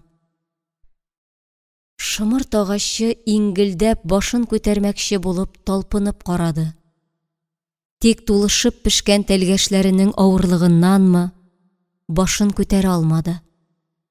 Инде кәүсәләренә җир ананың шифалы суты килми башлагач, уфылдап, үзенең язмышына буйсынып, тынып калды. Күк йөзен караңгылык басты. Хушыгыз, диде карт агач. Бәхилләшик, мәңгегә хушыгыз. Мин инде китәм, мәңгелеккә китәм алансу хәлләрен. Коддус картның нигезендә ниләр булуын, кемнәрнеңдер китүен, кемнәрнеңдер аваз ярып дөньяга килүен барлап торучы мин, карт шымырт агачы да, бу нигезне мәңгелеккә ташлап, инде тарих тузаннары эчендә күмелеп калганнар артыннан китәм. Нишләмәк кирәк? шулай тиеш. 100 яшәр имәннәр дә үз гомерләрен яшәп бетергәч, шулай шартлап гөрсөлдәп авалар. Артларыннан имән әкәләләре кыйылып, бәрәкәтле җир куенына төшеп, яңа үсентеләр нәфис кенә булып шытып чыгалар да, кояш нурларына кыйынып, җир дымын эчеп исәя баралар, күккә карап күтәреләләр.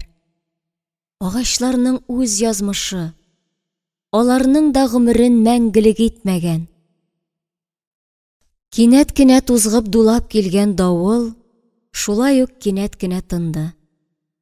Әйтерсең, карт шомырт агачын аударыр өчен, Коддус картның кызыл мал сата торган кибетен җимерер өчен генә Казан ягыннан, Олы Мәтәскә ягыннан җен йөрмәләре тузгытып, әйләнә тулгана туфанланып килгән. Шул арада ялт итеп кояш чыкты. Каз-үрдәкләр каңгылдашып, яңгыр күлдәвекләрендә кыенып кинәнделәр. Урамда яңгыр исе, яшен исе, яшәү исе. Урам бала-чага тавышына күмелде. Яшәү дәвам итә. Исәннәр өчен яшәү дәвам итә. Шымырт күршесе сиртмәле кые төбеннән ниндидер өн ишеткән сыман булып, кинәт кабат талпынып, акрын гына искән яшенле яңгыр арты җиленнән калкынып, авыр башын күтәрмәкче булды. Эй, агач, хәлләрең ничек синең? Тәннәрең бик авыртмыймы? Сынган аяк кулларың сызлап үзәгеңә үтмиме? Дип сорады, күптән су алучы булмаганга моңсуланып, тынып, тирәндә ятучы. Инде кые төбендәге чишмәсен ләм томалаганга сулы шалулары да авырлашкан кые. Кые төбендәге чишмәнең тавышы да челтер-челтер аккан су тавышы түгел. Арыган, тоткынлыкта интегеп яткан мескен картлар тавышы иде. Ах, хәлләрем бик авыр, кыекаем. Син мине күрмисең генә. Минем ботакларымны гына түгел, үземне дә үтерделәр. Инде менә карт пәһлеван кебек, Коддус карт нигезенә авып төшеп, аркылы яттым. Мин инде бөтенләйгә бу дөньяны ташлап китәм. Тиздән синең дә суың кибәр.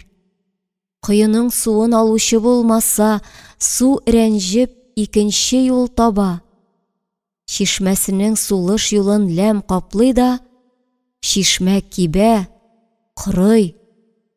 Минем кебек син дә кибәрсең, җаным, сиртмәле кые. Безнең язмышлар уртак, сине кирәкмәгәнгә санап күмәрләр. Кемгә кирәк сусыз, өнсез чокыр?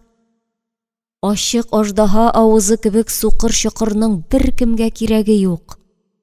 Суың кипкәч, шул кирәкмәс базга сукыр күз чокырына әйләнеп калачаксың. Синең суыңны алучы юк, минем җимешләремне ашаучы юк. Димәк, хуҗаларыбызга безнең кирәгебез калмаган. Хәер, хуҗаларыбыз да юк инде. Безне ташлап мәңгелеккә киттеләр. Безнең язмышлар уртак дип үзара сөйләштеләр. Коддус картның үзе казыган кыйысы белән улы тугач әрәмәдән алып кайтып утырткан һәм яшен сугып төбеннән киселеп авып төшеп, җимешләре авырлыгыннан башын күтәрә алмыйча яткан карт шомырт агачы. Белмим, рәнҗидеме агач, әллә үзе күргән белгәннәрнең барысын да сөйләп калдыра алмавына уфтанамы?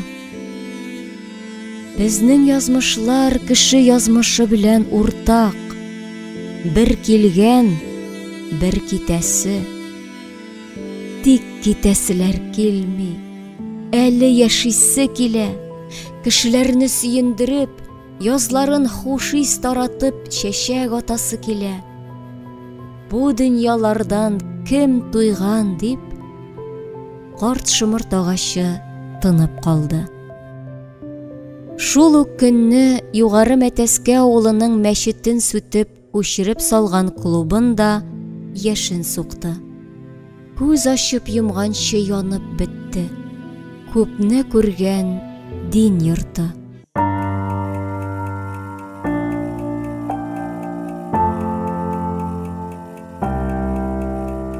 Тереклек елгасын чыкканнан соң, Урыстау итәгендәге аклык аланында шымырт чәчәк аткан чак. Башларны әйләндерерлек шымырт исе. Акрын гына искән җилдә ак төстәге чәчәкләр тибрәлә. Әйтерсең, бер-берсен куып тотарга теләгән наян кызлар җитәкләшеп йөгерә. Күз күреме арада Көлич белән Алансу арасында Дальний Возны, Ситдикка чишмәсен, Төп чишмәсен узгач, аклык аланы башлана. Бу дөньяның иң матур, иң гүзәл урыныдыр. Мондый сафлыкның, мондый гүзәллекнең башка җирдә булуы мөмкин түгел. Шымырт чәчәкләре кояшның көмеш сыман нурларында тагын да агырак булып, ап-ак чуклары сафлыкның, аклыкның үзе булып, күңелләрне алгысытып, акрын гына тибрәләләр дә тибрәләләр. Гүя, күреп калыгыз безне. Без тиздән, бик тиздән ак таҗларыбызны җиргә куярбыз да, кап-кара җимешләргә урын калдырып, ак кар бөртекләре кебек ак чәчкә таҗларыбыз җиргә түшәлер. Аларны шаян җилләр үзләре белән еракларга, бик еракларга алып китәрләр дә, дөньяга чәчәрләр. Җилләр дөньяга аклык таратырлар ди, аклык аланында үсеп утырган шымырт агачлары. Дөньяны нурга төреп, шымырт агачлары чәчәк аткан чак. Әнә шымырт агачлары арасыннан ефәк күлмәк кигән бер сылу килеп чыкты. Өстенә кигән Ирфия күлмәге дә шымырт чәчәкләре кебек ак иде. Әтием, күрегез әле бу аклыкны, күрегез әле. Монда нинди матур дип, Алсу ак чәчәкләргә иелде. Башына ак чәчәкләрдән тәкия таҗ үреп кигән кыз бала үзе дә чәчәк кебек гүзәл иде. Дулкын-дулкын кара чәчләре тубыгына кадәр төшеп тора. Ап-ак йөзенә җәй алсулыгы кунган. Очарга әзерләнгән карлыгач канатлары кебек сызылып киткән кара кашлары, кашларына тиеп торган озын кирпекләре, карлыгандай кара зур күзләре, битләрен чыкрайтып елмаюы һәм битендәге тары ярмасыннан да кечерәк миңе. Алиһә, диде Солтан Гәрәй, син кызым, Алиһәләргә тиң. Ә нәрсә дигән сүз ул Алиһә, әти? Ни дигән сүз? Мин сиңа ул сүзнең төгәл генә тәрҗемәсен әйтеп бирә алмыйм. Тик шуны гына әйтә алам. Син кызым, чәчәкләр кебек матурсың, сафсың, гүзәлсең. Аллаһ бәхетеңне бирсен, кара җаннар тормышыңны җимермәсен. Менә инде студент булдың, укып бетергәч доктор булырсың. Кешеләрнең тән яраларын гына түгел, җан җәрәхәтләрен дә дәваларсың, кызым. Әниең кебек, Әсхәдулла бабаң, Римма апаң кебек изге күңелле зур доктор булырсың, Газизә. Тик Аллаһ бәхетеңнән аермасын. Әнә әниең Үзбәкстанда медицина өлкәсендә нинди зур уңышларга иреште. Син, кызым, мәрхәмәтле, кешеләрнең җаннарын җылыта белүче доктор булырсың. Әнием, синең бу аклыкны күргәнең бар идеме? Нигәдер миңа сөйләгәнең булмады. Бала чагың, яшьлегең нинди матур җирләрдә узган икән бит синең, әни, дип, Газизә кулларына ак чәчәкләр гөлләмәсе тотып, агачлар арасыннан кичкенә Маратны җитәкләп килеп чыккан әнисенә таба атлады. Юк, кызым, шымырт чәчәк атканда, аланлыкта алсу ак чәчәкләр тибрәлеп, хуш исләр тараткан вакытта миңа бу аланга килергә туры килмәде. Бу аланлыктан без әтиең белән көз көне, Шомлы көзге җилләр искәндә, күк йөзен кара болытлар каплаган төнне моннан күп еллар элек узган идек. Әле бүгенгедәй хәтеремдә шундый да караңгы төн иде. Әтиең мине көлешкә Яков агайларга кадәр озатып куйды. Ул вакытта әле мин 15 яшьлек, синең яшеңдәге, юк, синнән дә яшьрәк кыз бала идем. Сиңа кызым 16 яшь тулды, ә миңа ни барысы 15 яшь иде. Әтиең миңа аклык аланында, Нәфисә, кайчанда булса сине бу аланлыкка яз көне шомыр чәчәк атканда алып киләм әле дигән иде. Тик бүгенгә чаклы килергә насыйп булмады. Мин кызым, бу көннәрне күрермен дип уйламаганда идем инде. Бу бәхетле көннәрне, бу аклыкны күрер кебек түгел идем. Рәхмәт әтиеңә. Урау-урау юллар, каһәрләнгән газаплы еллар аша туган җирләрне, әти-әниемне, әбиемне күрү бәхетенә ирештем. Ә сиңа, кызым, мин күргәннәрне күрергә язмасын. Энең Марат белән дус тату, сау-сәламәт булып яшәргә язсын. Нәфисә белән Солтангәрәй үз уйларына чумып, сөенешеп, балаларына карап тынып калдылар. Газизә энесе Маратны җитәкләп, Урыстау түбәсенә менеп китте.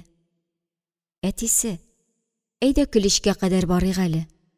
Анна түти, Яков агай исәннәр микән? Картайганнардыр инде. Нинди мәрхәмәтле кешеләр алар. Ходай саулыкларын бирсен, исән була күрсеннәр. Солтангәрәй Нәфисә янына килеп, хатынының иңнәренә үзенең көчле беләкләрен салды.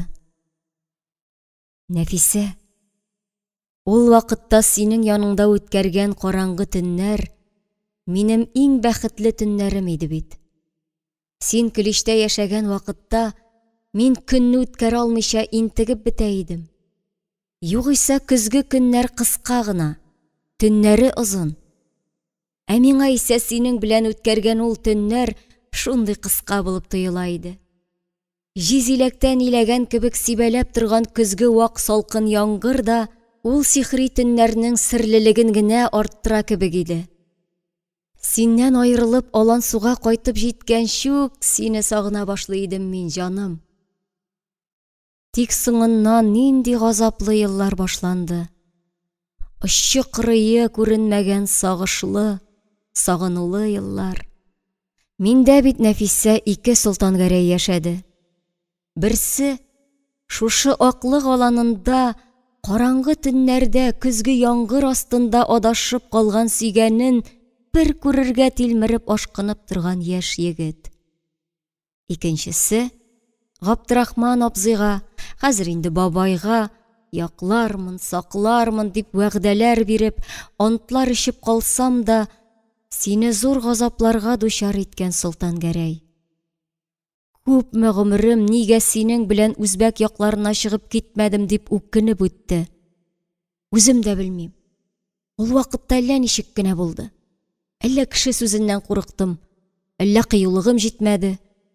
Яшьлекнең иң матур чаклары синсез узды. Кызыбыз Газизә әтисез кимсенеп үсте. Мин бит ялгыз яшәсәм дә гомерем буе гел синең белән янәшә булдым, Нәфисә. Хәлимә түти дә үлгәнче гел синең турыда гына сөйләп торды. Эй, Нәфисә безнең янда булса, бергәләшеп яшәгән булыр идек, шундый рәхәт булыр иде дип хыяллана иде. Тик ул көннәрне күрә алмады. Кылый Камалыйның борыны бите белән тигезләнеп, борын тишекләре ыржаеп, кеше күзенә күренә алмаслык булып калганнан соң да миңа текәлеп карап торды. Минем эш икәнне сизенде инде ул. Тик дәшмәде. Акыллы әби иде Хәлимә түти, дипломат иде. Минем ялгыз каз шикелле яшәүемә борчылып, үз ахирәтенең кызы белән кавыштырмакчы булып карады. Тик юкка, йөрәгемнең түрендә бары син идең, җаным. Анда башка бер кемгә дә урын юк иде, Нәфисә. Авырып, үлем хастасы булып түшәккә егылгач та, Хәлимә түти әйтте миңа: «Солтан Гәрәй, болай интегеп яшәмә. Кит син Нәфисәң янына. Эзләп тап, барыбер оныта алмаячаксың. Ул да сине сагынып тилмереп яшидер. Икегез дә пар аккошлар кебек битсез. Аккошлар парларын югалтсалар, сагыштан үләләр. Сине дә күреп торам, Казанда шәүләң генә йөри. Җаның Нәфисә янында, үзбәк якларында бит инде. Әгәр өйләнешеп Казанга кайтып торсагыз, йорт-җирем сезгә калыр. Ташкентта калсагыз, анда үз тормышыгызны корырсыз. Яраткан, җан тарткан кешең белән кайда яшәсәң дә бәхетле булырсың. Мине заткач, Нәфисәң янына кит. Рәхмәт сиңа, Солтан Гәрәй. Мәскәүгә чыгып киткән улымны алыштырганың өчен рәхмәт. Алланың рәхмәте илә Нәфисәң белән кавышып яшәргә язсын дип теләкләр теләде. Әйбәт, гаять акыллы, чисталыклы карчык. Агаби иде Хәлимә түти. Мин инде үзем дә күптән шул турыда уйлап йөри идем. Хәлимә түти бу фани дөньяны ташлап киткәч, аны затып ашларын уздырдык та, юлга кузгалдым. Әллә кайчан чыгарга тиешле юлга, соңга калып чыгып киттем мин, Нәфисә. Менә шуның өчен үземне гафу итә алмыйм. Син нәрсә, Солтан Гәрәй? Нәрсәләр генә сөйлисең соң син? Нинди гаебең булсын ди синең? Минем язмышыма шулай язылган булгандыр. Кылый Камалига кул күтәреп тә дөрес эшләмәгәнсең, җаным. Ул үзенә тиешле җәзаны булай да алыр иде. Андый кабахәт җаннарны Аллаһ мәңге кичермәс. Юкка андый вак җан белән бәйләнгәнсең. Түзә алмадым, Нәфисә. Синең күргән газапларың йөрәгемнән китмәде. Җанымның үрсәләнүенә түзә алмадым. Соңыннан үзем дә үкендем инде. Камалиның хатынына, балаларына ни кадәр хәсрәт китердем. Аларның ни гаебе бар иде соң? Әйдә, ярар инде. Бер яктан уйлаганда, тиешлесен алган, үзенә күрә таман. Менә шулай, Солтан Гәрәй. Бәхетемә газаплар чигеп, хурлыклар, кыерсытулар аша, урау юллар үтеп килергә туры килде. Әле дә ул көннәр төшләремә кереп, ман-матиргә батып сискәнеп уянып китәм. Янымда синең булуың да миңа төш кебек кенә. Менә уянып китәрмен дә, юкка чыгарсың. Тагын ялгыз калырмын дип куркам. Исән генә була күр, Солтан Гәрәй. Рәхмәт сиңа миңа яшәү көче биргәнең өчен. Газизләрдән газиз Газизәмә чын әти була алганың өчен. 7 яшенә кадәр әнием, ник минем әтием юк? Бар балаларның да әтиләре бар, ә минеке юк дип üzгәләнеп, кимсенеп үскән кызым сине күргәч, әтием кайтты дип сиңа килеп сарылды. Ә син кызым дип аны кочагыңа алдың. Улыбыз Марат өчен, безнең тигез бәхетебез өчен рәхмәт. Ташкентка безне эзләп килгән көнең әле дә хәтеремдә. Бүгенге кебек кояшлы яз иде. Әсхәдулла абзыйларның бакчасы шау чәчәктә. Алсу, ак, шәмәхә, зәңгәрсу төстәге чәчәкләргә төренгән агачлар талгын гына җылы язгы җилдә тибрәләләр. Хуш ис таратып, күңелләрне җилкендереп торалар иде. Ә күңелдә шундый моңсулык. Күңел ашкынып нидер көтә. Сөю көткән җан кемнедер көтеп сулкылдый. Миңа, Солтан Гәрәй, синең турыда уйлау да гынах иде.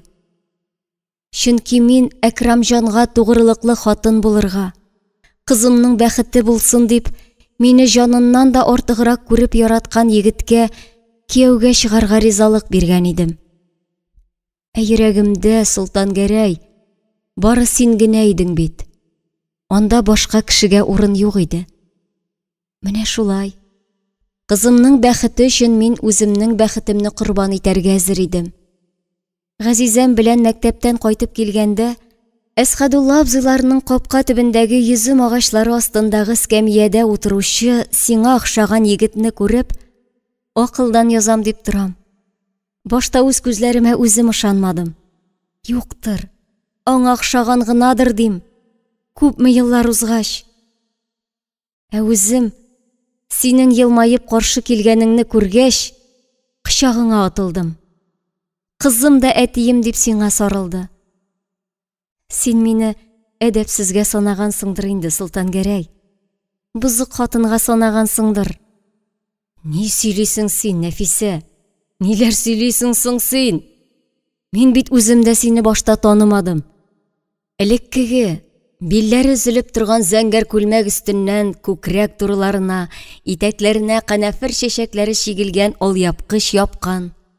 Озын кара тылымнарына чулпылар таккан япь-яшь 15 яшьлек кыз урынына Европача киенгән, аягына биек үкчәле туфлиләр кигән, күз явын алырдай чибәр, гүзәл ханым килә.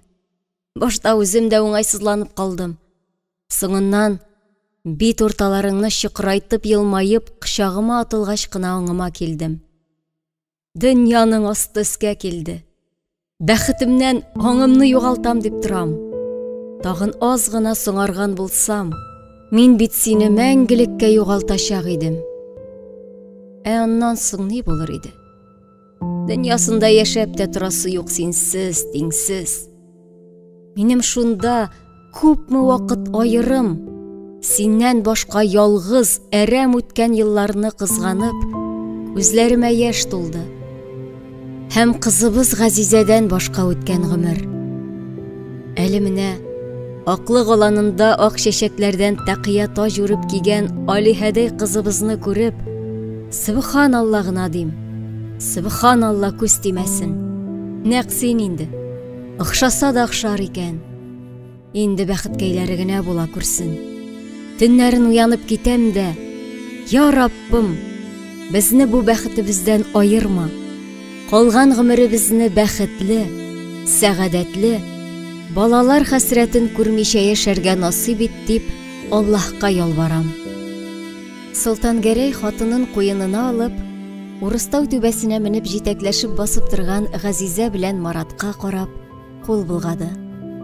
Газизәнең Ирфиядәй алсу ак ефәк күлмәге туган якның талгын гына искән назлы җилләрендә, аклык аланындагы шомырт тәлгәшләренә, болындагы ак чәчәкләргә кушылып җилферде иде. Әйдәгез, балалар, безнең яшьлек эзләре буйлап көлишкә Яков агай белән Анна түти янына барып кайтыйк әле дип, сукмак буйлап атладылар.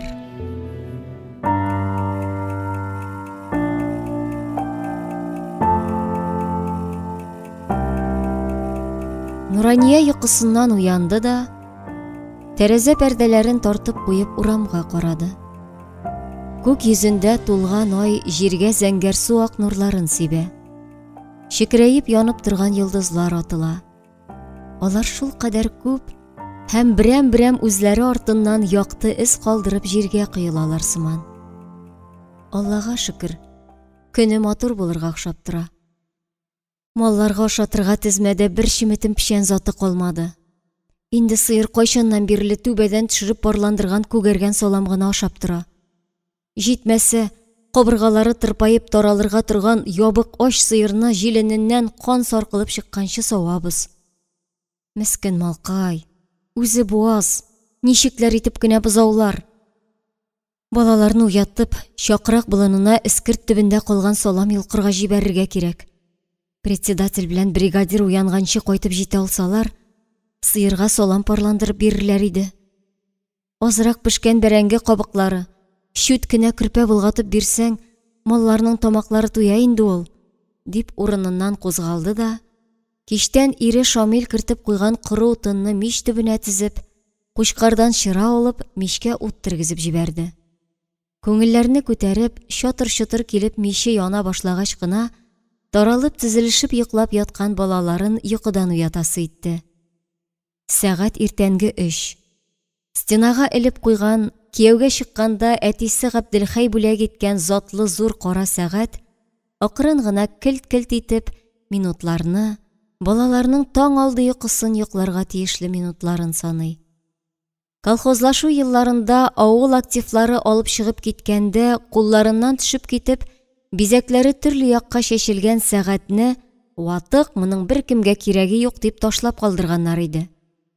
Әле әтисенең төн буе сәгатьнең ватылып шәнчелеп беткән бизәкләрен җилем белән ябыштырып утырганын бүгенгедәй хәтерли Нурания.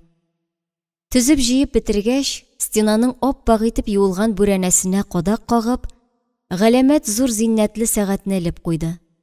Ачкыч белән әтисе әйтмешли, заводын борып җибәргәч, күпне күргән сәгать өйгә җанлылык кертеп йөреп китте дә, күп тә үтмәде, 7 тапкыр ниндидер моңлы бер аваз белән сукты. Әле соңыннан да бу әһәң күпмедер вакыт зиңгелдәп торды. Шул моң, шул аваз Нуранияның күңелендә мәңгелеккә уелып калды. Әтисенең дә күз тирәләренә моңсу гына елмаю кунды. Ятрәгәләмнәр, шундый затлы әйберне бәреп калдырдылар.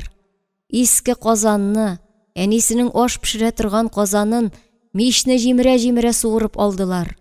Юк шул инде, юк, зат танымыйлар. Күргән әйберләре түгел шул. Мал бәясен белүчеләр юк.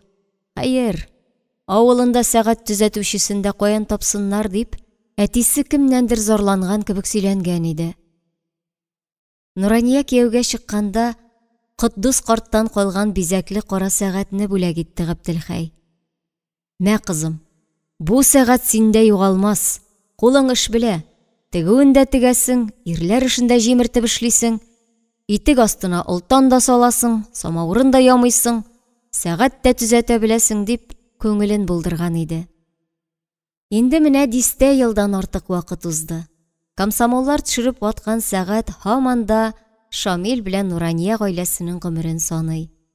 Бер генә минутка да соңармый. Котдус картның пөхтәлеге, Габделхәйнең төгәллеге кебек. Тик-так, тик-так, тик-так. Менә сәгать 3 тапкыр дыңгылдатып сугып куйды. Вакыт, вакыт, балаларыңны уят, Нурания. Жәллисеңдер, тик нишләмәк кирәк? Дәресләрен хәзерләп бетереп, соң гына йокларга яткан сабыйларыңны кызганасыңдыр. Таң алды йокысы бигрәк татлы була бит ул, бигрәк тәмле була. Тик нишләмәк кирәк? Кирәк-тирәкне йыгады. Нурания тагын бер кат тәрәзәләргә күз салды. Айның көмеш нурларында кыйынып, Галиәхмәт Ринаты белән сеңлесе Сания чана сөйрәп, Чакрактау басуына таба китеп баралар. Галиәхмәтләр иренә кардәш тиешлеләр. Галәмәт уңганнар, тырышлар. Нурания тәрәзә яныннан кузгалып китте дә, таралышып йоклап яткан балалары янына килде. Сабыйлар рәхәтләнеп йоклыйлар. Әле йокының иң татлы чагы. Балаларның әниләре куенында матур төшләр күрә-күрә рәхәтләнеп йоклар чагы. Ләкин балалар, торыгыз инде, уяныгыз. Тиз генә шәйләп алыгыз да, эскерт төбендә калган саламны йолкырга барыгыз. Кеше кара уянганчы кайтып җитә алсагыз, малларга башак булгатып ашатырыйк. Әни, әз генә йоклыйк инде. Тагын әз генә, шүт кенә. Бигрәк иртә бит әле, әни. Әле әтәчләр дә уянмаган. Ниткән йоклау ди ул? Әнә Галиәхмәт Ринаты сеңлесе Сания белән әллә кайчан чаналарын сөйрәп чыгып киттеләр инде. Кайтыр вакытлары җитә. Сез әле һаман йоклап ятасыз. Төне буе укыйсыз да, иртән йокыгыз туймый. Әгәр колхоз председателе яисә бригадир каршыгызга очраса, саламыгызны колхоз фермасына алып барып бушаттырыр. Ул сыер белән сарыкларны әкияттәге кебек муеннарына капчык асып хәер сорашырга чыгарып җибәриммени соң? Сыерсыз да калсак нишләрбез? Ниләр генә эшләп бетерербез, Ходаем? Ичмаса әтиегез дә саусызланды дип, күңеле тулып елап җибәрде Нурания. Әнә Галиәхмәт Ринаты сеңлесе Сания белән... Әниләренең елавы балаларының шунда ук йокысын ача. Сикерешеп торалар да, чиратлашып мич артындагы кул югышта бит кулларын юып, киенеп, шәй дә эчеп тормыйча чаналарын сөйрәп, Чакрактау буе басуына таба атлыйлар. Галиәхмәт абзый Ринаты аларның абыйларыннан бер генә яшькә өлкәнрәк. Нурания белән Шамил көн сайын таң тууга Әнә Галиәхмәт абзый Ринаты сеңлесе белән шуны эшләгән, моны эшләгән дип тәкрарлый башлый. Ник безне бердә мактамыйсың соң син? Без дә эшлибез бит инде, 1 минутта тик торган юк бит. Сезне кеше мактасын. Нигә дип без үз балаларыбызны үзебез мактап утырыйк ди? Әнә Галиәхмәт абзый Ринаты. Менә шулай Галиәхмәт абзый Ринатының бәллүрдә юкка боз шелтәрен ватып узган чана эзе буйлап, Чакрактауга таба чана сирәп чыгып китә балалар. Нурания күңелендә чана табан астында юкка боз шелтәрләренең чатнап ватылган тавышы хәсрәтле бер аваз булып яңгырап тора. Нишләмәк кирәк, балалар? Маллар ач. Әнә сыер абзар түбәсеннән төшереп пешекләнгән салам салынган тагарак янында шактый вакыт ашамыйча басып торды.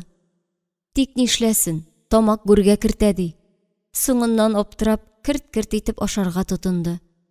Аз гына арыш көрпәсе сибелгән, чири башлаган күгәргән салам. Әнә саламы төшерелгән абзар түбәсенең такталары шәрәләнеп, йөрәккә шом булып сурайып тора. Ире авырып китте шул. Әгәр икәүләшеп эшләсәләр, сабыйлары булай интекмәсләр иде. Әтиләренә үпкәсендә чире бар, балалар укытырга ярамый дигән белешмә язып бирделәр. Һәм 19 яшеннән сугышка кереп, сугышның башыннан ахырына кадәр ут эчендә, фронтның алгы сызыгында ватанны саклаган Шамил Муратовны аена 20 тәңкә түләп пенсияга чыгардылар. Нурания ул акчаны 30 көнгә бүлеп карый. Көнгә 66 тиен чыга. Бу акчага ничек яшәмәк кирәк? Акылы 30-нчы елларда адашып калган Фәгыйлә карчык һәм укырга атлыгып торган 5 бала. Үзенең хезмәт хакы да юк дәрәҗәсендә. Җитмәсә мәктәп директоры рус теле дәресләрен кисеп алып, башка башлангыч класс укытучыларына бирде. Бер көнне кабинетына чакыртып, Нурания Габделхаевна, мин рус теле дәресләрен сездән алып, башка укытучыларга бирергә булдым. Чөнки сезнең белемегез җитәрлек түгел дип саныйм, диде. Әйе, саныйм димәде. Саныйм диде. Нурания аптырап яшьле күзләрен директорның ябык, каклаган каз кебек кара кучкыл йөзенә төбәп. Мин үземнең белемемне хезмәттәшләремнекеннән түбән дип уйламыйм. Минем сыйныфтан югары сыйныфка күчкән балалар тәртип ягыннан булсын, белем ягыннан булсын, яхшы якка аерылып торалар. Сез бу турыда югары класс укытучыларыннан белеш аласыз. Сугыш елларында эвакуацияләнгән Ленинград хатын-кызлары белән гел рус телендә аралаштык. Үзегез дә белеп торасыз лабаса. Ирем саусызланды. Балаларым ишле. Иң кичкенәсенә нибары 6 ай. Кайнанам акылын югалтты. Карагын әле. Сез нәрсә дип мине өйрәтеп торасыз? Ул балаларны минем өчен түгел, үзегез өчен тапкансыздыр бит. Тулмаган сәгатьләрегезне төнлә интернатта эшләп тутырырсыз. Әйрегез әнә, дуңгыз фирмасын төзергә эшчеләр кирәк ди, шунда бар. Дуңгыз фирмасын төзергә бар. Әйе, шулай диде мәктәп директоры. Карагыз әле димәде. Карагын әле, диде. Балаларның әтиләре 7 ел сугышта, сугыш беткәч, җимереклекләрне төзәтеп йөреп саулыгын бетереп кайткан фронтовик турында. Шамил былай да үзен кая куярга белмичә, тәмам рухы сынып, җаны елап йөри иде. Нурания директорның бу сүзләрен иренә әйтеп торасы итмәде. Күз яшьләренә кыйынып, йылы-йылы өенә кайтты. Ничек яшәргә? Укырга атлыгып торган балаларны ничек аякка бастырырга? Укысыннар иде. Югары белем алсыннар иде. Юк, белем алып кына түгел. Кеше булып калсыннар иде балалары. Әтиләре Габделхай үзләренә дә күпме әйтте. Укырга кирегез, читтән торып булса да югары белем алыгыз диде. Нык беләкле берне йыккан, белемле меңне йыккан диде. Сугыш арты еллары. Кая инде уку? Тәмам җимерелгән илне аякка бастырырга кирәк. Бер-бер артлы тезелешеп 5 балалары туды. Гомернең агып киткәне сизелми дә калды. Менә шушы татар сүзләрен вата җимерә сөйләшә торган яшь директор килгәч, Нурания өчен акыл җитмәслек кара көннәр башланды да инде. Ире туры сүзле шул. Яңа директор белән тыныша алмадылар. Үпкәсендә шире бар. Мәктәптә эшләргә ярамый дигән белешмәнең дә ялгыш, ялган икәнлеге бик соң, пенсияга чыгарга 3 ел калгач кына беленде.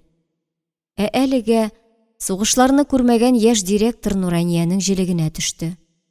Һәр даим дәресләренә киреп утыра, үзе булмаса, уку-укыту бүлеге мөдирен кертә.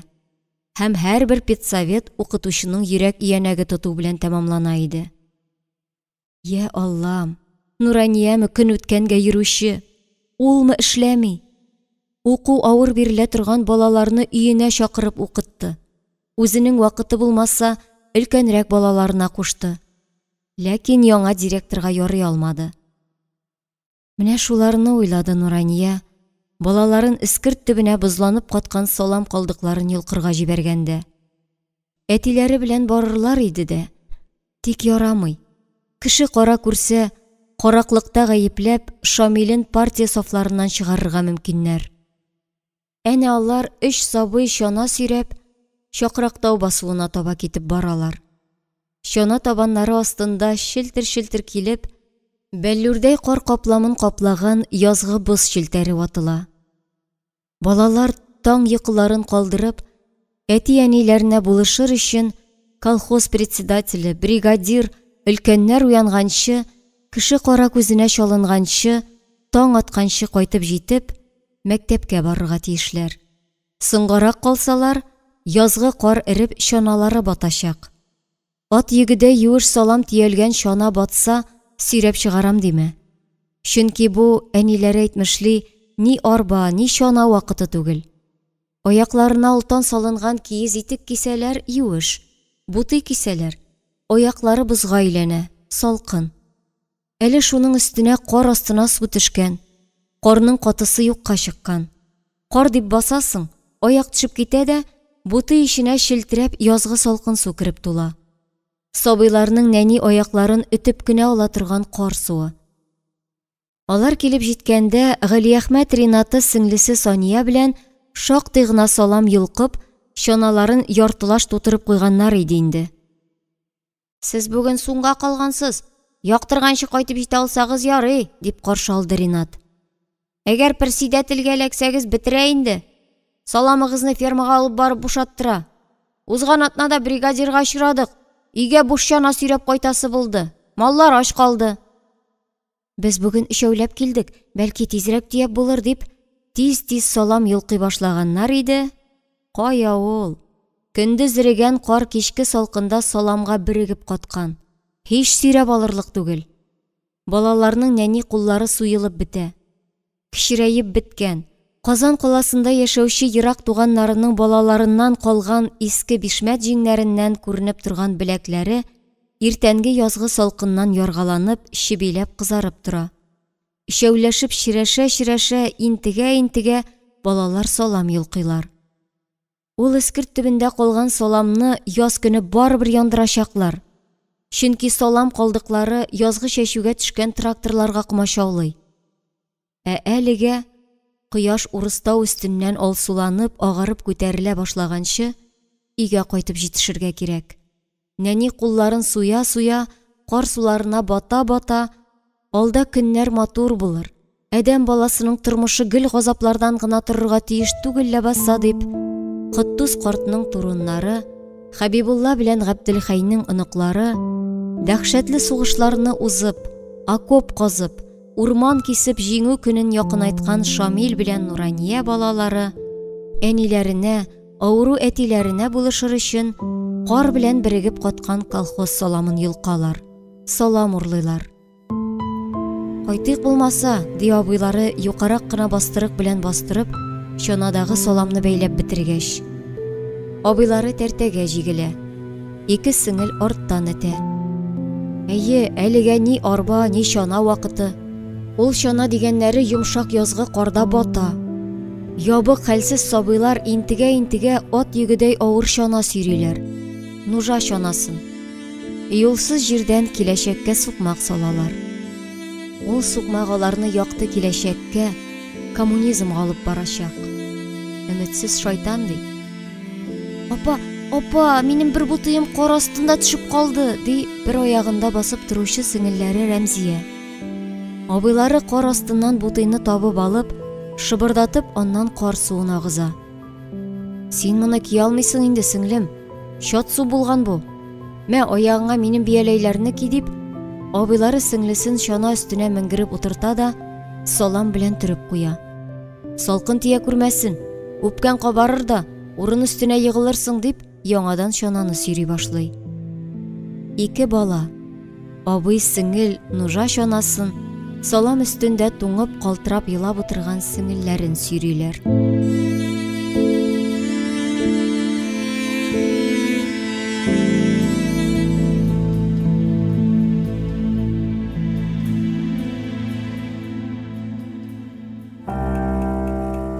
Инде қайтып жетерге аз гына калган иде.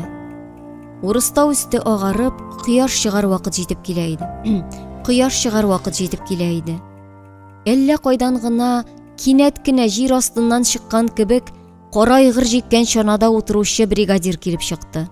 Сикереп төште дә, тәртәгә кереп чана сөйрәүче абыйларының якасына ябышты. Салам өстендә калтыранып утыручы сеңелләре Рәмзия үксеп елап җибәрде. Тимә абыйга, тимә! Икенче сеңелләре бригадирның телогрейкасыннан сөйрәде. Тиге әйтәм мин сине, нигә абыйга сугасың? Чанасы ие белән саламны фермага илтеп бушаттылар. Нурания балаларын капка төбендә каршы алды. Сөмсөрләре кыйылып кайткан кызлары әниләренә килеп сарылдылар. Кызларның күзләрендә мөлдер-мөлдер яшь тулып түгелергә тора иде. Үсмер малай абыйларының күзләре әрнү газаплардан утлы күмер кузлары кебек кирей. Әни бердә кайгырма. Иртәгә Алла бирса, Гали Әхмәт ринатыннан иртәрәк кузгалырбыз. Ул бригадир уянганчы кайтып җитәрбез, әни. Тик менә чананы алып калдык, кәбих. Әти алып кайтыр әле.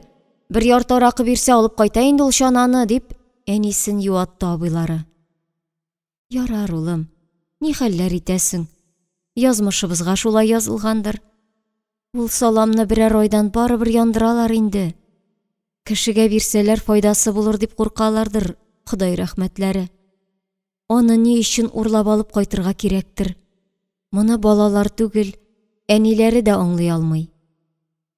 Менә бераздан тормыш җиңеләер бит, әни, име? Малларга курманы да әти белән болыннан гына чабып алып кайтырбыз. Җәй буе кукуруз басуыннан билшән, этешәгесе, алабута җыеп җык булдык бит инде. Анысын да нәшәнникләр кулына эләксәк, колхоз бузауларына илтеп бушатасы. Коммунизм җиткәч булай итеп кача-пыса таң йокыларын калдырып салам урларга да йөрмәбез. Маллар җиләк кебек болын пешәнен генә ашап торырлар. Менә Американы куып җитәрбез дә, җилләр кебек узып та китәрбез әле, имәни. Абый, ул Америка дигән җирдә инде коммунизм җиткәнме? Андагы кешеләр шундый әйбәт йөгерешчеләрме? Сабантуйда йөгерештә беренче булып килгән Мәхсүм Җизнине Америкага җибәрсәң, йөгерештә туҗы беренче килә инде ул, име абый? Мәхсүм Җизнине безнең авылда узалган кеше юк бит. Әгәр аны Америкага йөгерешкә җибәрсәләр, безгә дә коммунизм тизрәк килеп җитәр инде, име абый?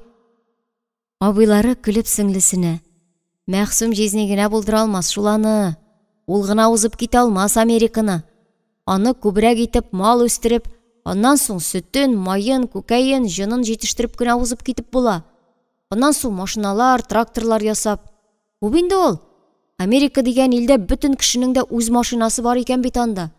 Капка төпләрендә генә тора икән аларның машиналары. Чыгып утырасың да ачкычын борып җибәрәсең. Машина асфальт юлдан ий оча ди. Менә бездә дә кайчанда булса шулай булачак. Асфальт юллар, көзге кебек тип-тигез юллар салыначак. Әле мин сезне үземнең машинама утыртып йөрермен.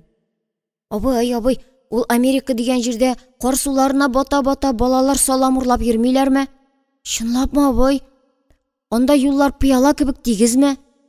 Инде нигә әле мин сезгә егет башым белән ялган сөйләп торыйм ди?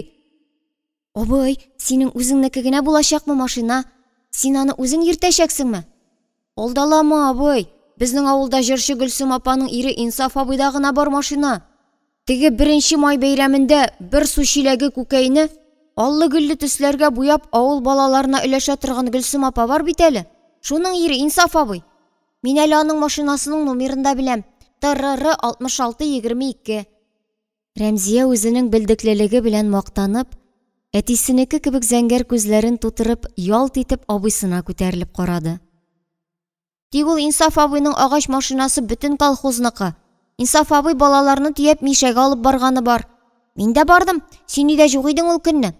Әти белән урманга төп чыгарырга киткән идең. Аннан соң, дип сузды Рәмзия. Син әле машина йөртә белмисең дә. Безнең авылда Инсаф абый гына машина йөртә белә. Ялганчы син, абый. Машинасы булса йөртәм инде мин аны. Инсаф абый да шундый ук кеше, күктән төшмәгән бит. Әйдәгез, мәктәпкә соңга калабыз дип, абыйлары сеңелләрен калдырып өйгә кереп китте. Ә мәктәптә бригадир иртүк килеп Шамил Муратовның җинаятьче балалары турында җәвид иткән. Язгы кояш нурларында ялт итеп балкып торган мәктәп ишек алдында балаларны линейкага тезеп, карак угры балаларны мәктәпнең 200дән артык пионеры октябряты алдына бастырып, коммунизм төзүче Совет иленең сыйнфи дошманнарын эт урынына сүкте мәктәп директоры. Сез ни йөзегез белән колхоз милкенә кул сузып каракланып йөрисез, Намус дигән нәрсәнең әсәре дә юк икән сездә. Пионер галстугы, Ленин бабайның бала чагы рәсеме төшкән значок тагып йөрергә хакыгыз юк сезнең. Ятсызлар. Линейкада басып торучы балалар күзләрен аяк очларына төбәгәннәр. Чөнки үзләренең дә төн карасы таралып, таң атканчы чаналарын сөйрәп чыгып китәселәре бар.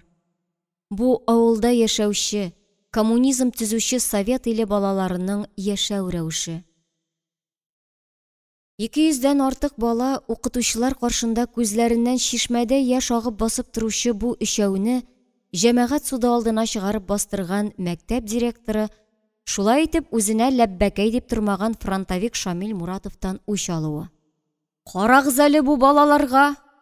Павлик Морозов үзенең әтисен, сыйнфи дошман әтисен, Совет властен төзүчеләр кулына тапшырган. Ә сез? Директорның булай да кара кучкыл йөзе җир төсенә керде. Ятсызлар, барыгын, урыныгызга барып басыгын, дип, балаларны җәза майданыннан азат итте. Аннан соң линейкада кемнедер мактадылар, мәктәпнең эш планнары турында сөйләделәр һәм җырладылар.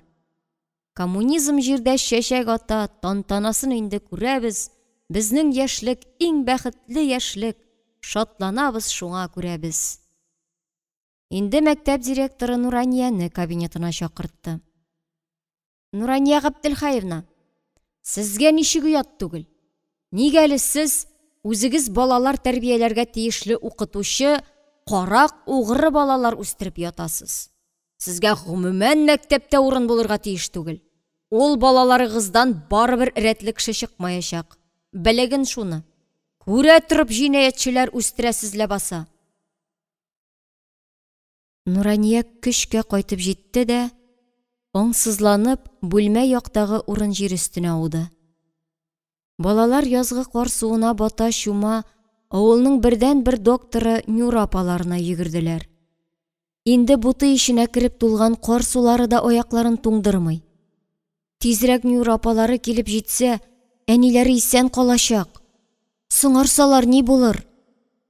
Гел шулай. Балалар һәр педсоветтан соң кешегә авыр сүз әйтә белми торган әниләрен коткарыр өчен кар суларын йырып бата чума Нюра апаларына чабалар. Мәктәп директоры әтиләренә сүз әйтә алмас. Әниләрен һәр даим рәнҗетеп торыр. Әле шуның өстенә һәр яз сайын шәп атларга утырып, районнан инспектор Хакимов дигән әдәм килеп төшәр. Бу чисталык, пөхтәлекнең үзе булган зәңгәр күзле чибәр инспектор килгәч, балалар көн сайын Нюра апалары янына чабарлар. Кыз балаларның башларына кадап куйган кәкре таракларын турайттыручы инспектор Хакимов укытучыларның һәм укучы балаларның күңелләрендә мәңгегә уелып калыр. Кич буе кайнар суда яки учак каршында җылытып, искелек калдыгы саналган кәкре таракларны китап ишенә тыгып, берәр авыр әйбер белән бастырып куярлар. Ул гөнаһ шомлыгы кәкре тараклар аз гына вакыт Хәкимовның расческасы кебек турайып торырлар да, мәктәпкә барып җиткәнче тагын элеккеге хәлләренә килерләр. Инспектор Хәкимов кыз балаларны линейкага тезеп куеп, башта куе зәңгәр төстәге расческасын чыгарып, булай да пөхтә чәчен тарап, куен кесәсенә тыгып куяр. Аннан соң гына кызларга күмер кузлары салып кыздырган кайнар үтүк белән бастырып куеп, үтүкләп турайткан капитализм калдыгы таракларын күрсәтергә кушар. Кыз балалар расческага әйләнгән кәкре таракларын калын китап ишеннән чыгарып Хәкимовка сузарлар. Менә шулай язгы кояш кар көртләрен ашап, авыл урамнарында шилтер-шилтер килеп гөрләвекләр аккан чакта, инде агач бөреләре яз килгәнгә куанып шартлап ачылырга торганда, кыз балаларның, укытучыларның котларын алып, кәкре таракларын турайтырга килер ул галәмәт чибәр, күн итеген көзге кебек ялтыраткан гөнаһ шомлыгы инспектор Хәкимов. Хәкимов киткәннән соң укучы кызлар әниләре әче су белән кадерләп юып тәрбияләп үстергән, тубыкларына кадәр төшеп торган куе калын чәчләренә рәхәтләнеп искелек калдыгы булган кәкре таракларын тагып йөрерләр. Яңа язлар килгәнче, яңадан шәп айгырларга утырып, Хәкимов килеп җиткәнче. Апрель ахырларында басуда әллә ничә җирдә искерт төпләрендә калган саламга ут төртеп яндырырлар. Дөрли-дөрли янар ул салам. Дәһшәтле сугышта 19 яшендә ут эченә кирип исән калган. Югары белем алырга мөмкинлеге булмыйча, кемнеңдер булышлыгы аркасында балалар укытырга ярамый, үпкәсендә шире бар дигән ялган белешмә бирелгән Шамил Муратовның һәм Баһадир исемле үгез җигеп җир сөргән, җиңүне якынайтыр өчен үзе теләп урман кисәргә киткән Нурания балалары, пионер галстугы тагарга хаклары булмаган, иртә таңнан председатель уянганчы, бригадир йокыдан торганчы ат чанасыдай үрәчәле чанага җигелеп, берәр айдан ут төртеп яндырылачак колхоз саламын урларга баручы, үзләре кебек үк карак иптәшләре алдында җир ярылса җир тишегенә кирип китәрдәй булып уялып, йөзләре муеннарына тагылган кызыл галстук төсенә кирип кызарып, күзләреннән чишмәдә яшь агызып, линейка алдында басып тордылар. Коддус картның туруннары, Габделхәйнең оныклары. Дөрли-дөрли янган салам яктысы балаларның күз алдында урыстау өстеннән күтәрелгән таң алсулыгына кушылыр. Аягыннан төшеп калган бутыена шилтерәп кар сулары тулган сеңелләре, үпкәсе шишеп, әллә ни гомер үлем белән тартышып ятар. Яшәргә дип ашкынган җан үлемне җиңеп чыгар. Салам янган галәмәт зур учактан төшкән яктылык, урыстау өстеннән алсуланып күтәрелеп килүче коммунизм таңына кушылыр. Сабыйлар күзләрен мөлдерәтеп, аптырап, басу тутырып ычкыннар ата-ата янган салам искертләренә карап торырлар. Ялкынга кушылып, җаннарында хыяллары янар. Яшәр, үсәр, укыр, әти-әниләренә терәк булыр өчен Коддус карт белән авылга керергә ярамыйча, сугыш вакытында Шамский хастаханәсендә вафат булып, кемдер тарафыннан яңа бистә зиратына җирләнгән Хәбибулла картның нәселен дәвам итеп яшәргә тырышырга кирәк. Әти-әниләрен гел рәхәттә генә яшәтербез дип ант ичә сабыйлар. Совет халкының хәзерге буыны коммунизмда яшәр. 1980 елда инде коммунизм булыр. Аз гына, тагын аз гына түзәсе калды. Әлегә кызарып, ялкынланып янган саламнан төшкән яктылык, урыстау өстеннән күтәрелеп килүче коммунизм таңының алсуланып торган шәүләсенә барып тоташа.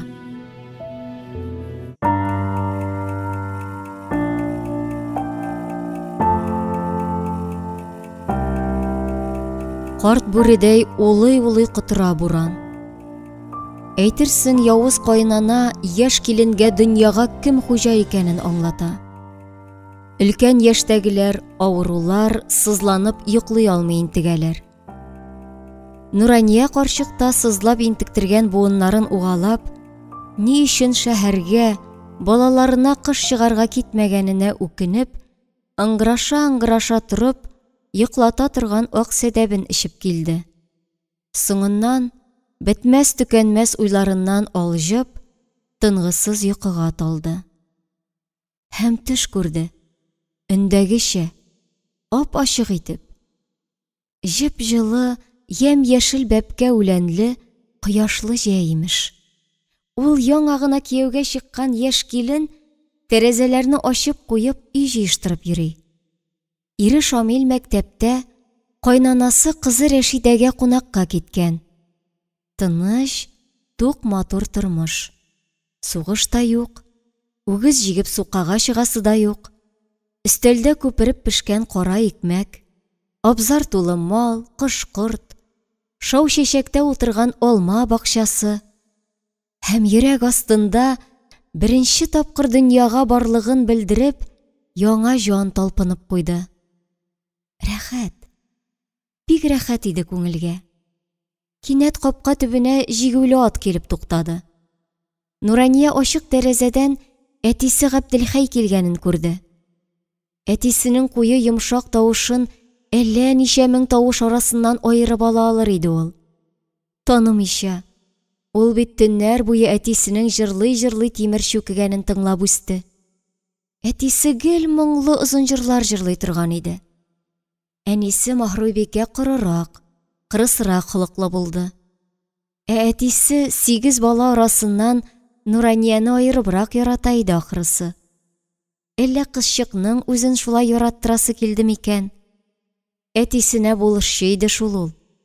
Әтисе эшләгәндә чыра яндырып яктыртып тора. Эй, кызым, үстең инде, дип әтисе мактый. Һәм төн буе тимер чүки.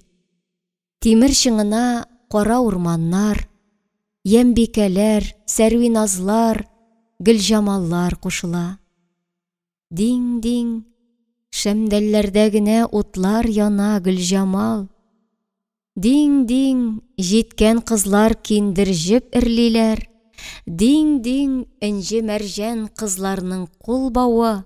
Диң-диң, авыр җан сөйгәннәрнең булмавы. Диң-диң. Кыз кара урманнарда күңеле белән адашып йөри. Күз алдына инҗе мәрҗән беләзекләр кигән калфаклы чибәр кызларның җеп эрләгәне килә. Шул җепләргә хыяллары иярә, һәм күзенә, кирпекләренә куе татлы йокы эленә. Зәңгәр төтен, кургаш исе, күптән ак каурый болытларга әверелеп, әтисенең тыныч, тау халыкларыныкы кебек мәгърур йөзе белән ак томанга әверелеп юкка чыгалар. Эй, бала чакның рәхәт, хәсрәтсез татлы мизгелләре.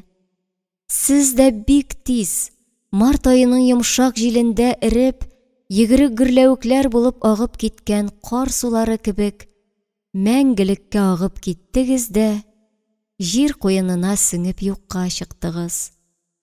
Тик җанда, күңелдә җәйге тымызык, җылы сахра җилләре куып керткән кара урманнары, гөлҗамаллары, ямбикәләре белән тимер чүкеп утыручы әтисе Габделхәйнең акыллы күз карашы, бәрхет тавышы аны йөрәкләрне авыртырлык дәрәҗәдә газиз хатирә булып, гомере буе зата барды.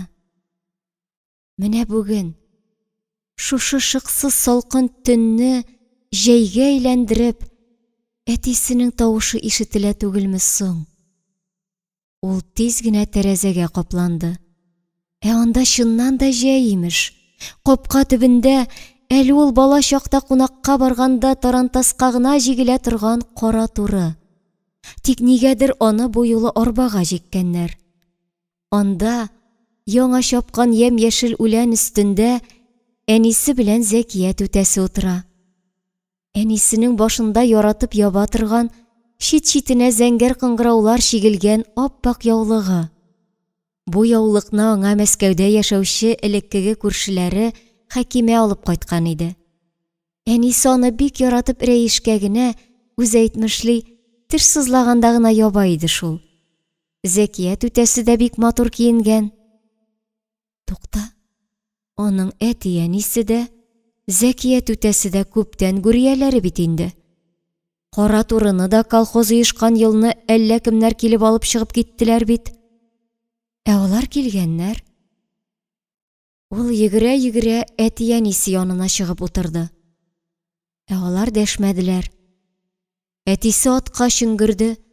Ат кузгалып китте дә чаптырып килеп, Нураниянең бала чагы, яшьлеге узган төп нигезгә карт шымырт төбенә төшереп калдырды. Һәм авыл башына, зират ягына таба китеп барды. Ул, газизләре киткән зират ягына карап, нигә сөйләшмичә рәнҗеп киткәннәрен аңламыйча аптырап, шау чәчәкле шымырт төбендә басып калды. Һәм ман-матиргә төшеп уянып китте. Күзен ачса, шомлы караңгы төн. Тышта әллә нинди шомлы тавышлар чыгарып җил улый. Шымырт чәчәкләре түгел, баганадан төшкән яктыда күшеккән ап-ак күбәләкләр кебек кар бөртекләре бөтерелә. Җәй дә юк, бәрхет тавышлы горур әтисе дә юк, кыңгырау чәчәкле яулык япкан кырыс әнисе дә юк, Зәкия түтәсе дә юк, кара туры да юк, чәчәкләрен кыеп утыручы карт шымырт та юк, беренче баласының беренче талпынуын сизеп куанган яшь килен дә юк. Кыш, караңгы кыш бар. Картлык, бер каяда качып кытыла алмый торган картлык бар. Балаларын югалткан хәсрәттән җанны ишетердәй шомлы тавыш белән улаучы, карт бүредәй кытырган буран бар. Туктале, нигә керде соң бу җанны җылытырдай матур төш? Әти-әнисе нигә рәнҗегәннәр? Әтисе үләр алдыннан 7 баламның берсе дә намаз укымый, Коръәнне кулга алмый дип рәнҗегән иде. Ләкин моңа балалар гаепле түгел. Мәктәптә дин, Алла юк дип укыттылар. Алласыз, динсез буын үстелә баса. Әтиләре үзе дә мәчетсез, мәхәлләсез калган авылда җыелышып, кача-пыса, җәмәгать белән җомга намазы укыдылар. Аларны куштаннар кәнсәгә барып әләкләделәр. Чакыртып сүктеләр, ләкин туктата алмадылар. Әтиләре күргәндә, балалары намаз укымый иде шул. Тыныч күңел белән китеп барган булыр иде Габделхәй карт. Ярый әле балалар аның алдында динне хурламадылар. Бигрәк тә кияүе Шамил килеп керер иде дә, 2 кулын күтәреп, бабай, я бер дуга дип, дуга кылыр иде. Шул сүзләр бабасының җанына сары майдай, йомшак песидәй җылы йомгак булып йомарланып кирип ятар иде, һәм йөрәген җылытып торыр иде. Димәк, авылда партком секретаре булып эшләүче кияүе чын йөрәктән түгел, динем өчен түгел, көнем өчен дип кенә җыелышларда Алла юк дип сөйли икән. Әллә ниткән атеист дигән әдәм икән. Димәк, өметсез үк түгел. Инде балалары 5 тапкыр намаз укыйлар, кулларыннан Коръән төшми. Әти-әниләре рухына көнгә 5 тапкыр дуга кылалар. Диннең күтәрелүенә, әдәмнәрнең йөрәгенә миһербанлык кайтуына, авыл өстендә азан тавышы яңгырауына сөенәләр. Әти-әниләре бу хәлләрне белеп яталардыр, Иншалла, шулайдыр. Шулай гына булсын. Шундый уйлар белән аптырап ята торгач, Нурания карчыкның башыннан ниндидер үкенечле уй үтте. Тукта. Төп нигезгә барып дуга кылмаганга да шактый вакыт узган бит. Дөнья хәлләре белән матавыкланып, төп йорт онытылып киткән. Инде үзенең йорты да балалары өчен төп нигезгә әйләнгән шул.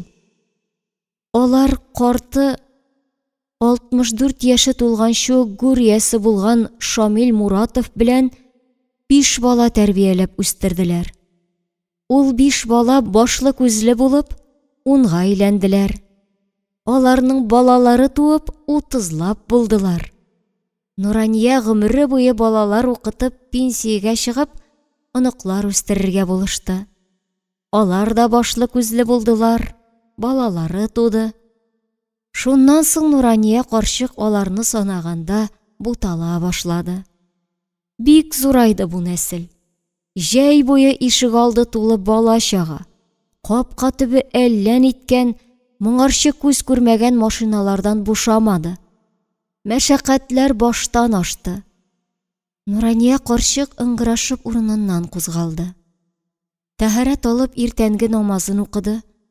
Озак итеп әрвахларга дуга кылды.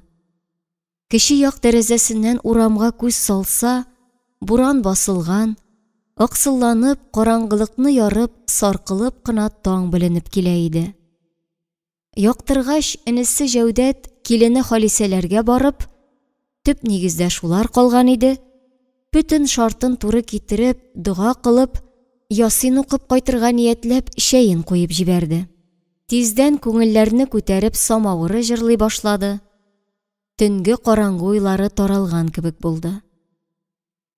Төшке аш вакыты җиткәндә, Алансу авылының кибет урамыннан буран күмеп киткән юлны ярып, сумкасына Җәүдәтнең оныклары Ришат белән Зөлфәткә күчтәнәчләрен салып, йомшак мамык шәл бөркәнгән, затлы чәшке тун кигән Нурания карчык төп йортка, әти-әнисе нигезенә таба атлады.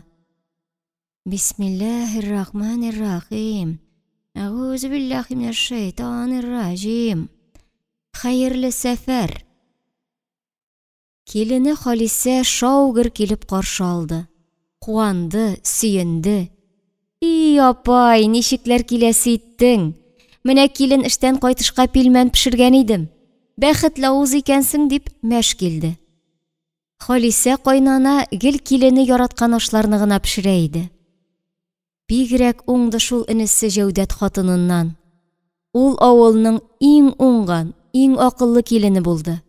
Авылда кайнаналар, их, Халисә кебек киленең булса иде дип кызыктылар. Кызлы әниләр кызларына, Аллаһ безгә Җәүдәт кебек ир-егет бирсә иде дип теләкләр теләделәр. Төп йорт, төп нигез кырмыска ясы кебек кайнап торды. Ерак туганнарының балаларын чын күңелдән сөенеп каршы алды килен. Алар барысы да Халисә киленне яратып, туган апа дип üzülеп тордылар. Күчтәнәчләрдән, бүләкләрдән üzмәделәр. Шулай итеп Җәүдәт белән Халисә Котдус картның, Габделхәй бабайның традицияларын дәвам иттеләр. Сабантуй мәйданыннан туган тумачаны барлап җыйдылар, табын кордылар. Кичен йортта Сабантуй хөрмәтенә бисмилла итеп чалынган сарык итеп пеште, тавык тутырылды. Өч пишмагы, бәлеше, тагын әллә ниләр.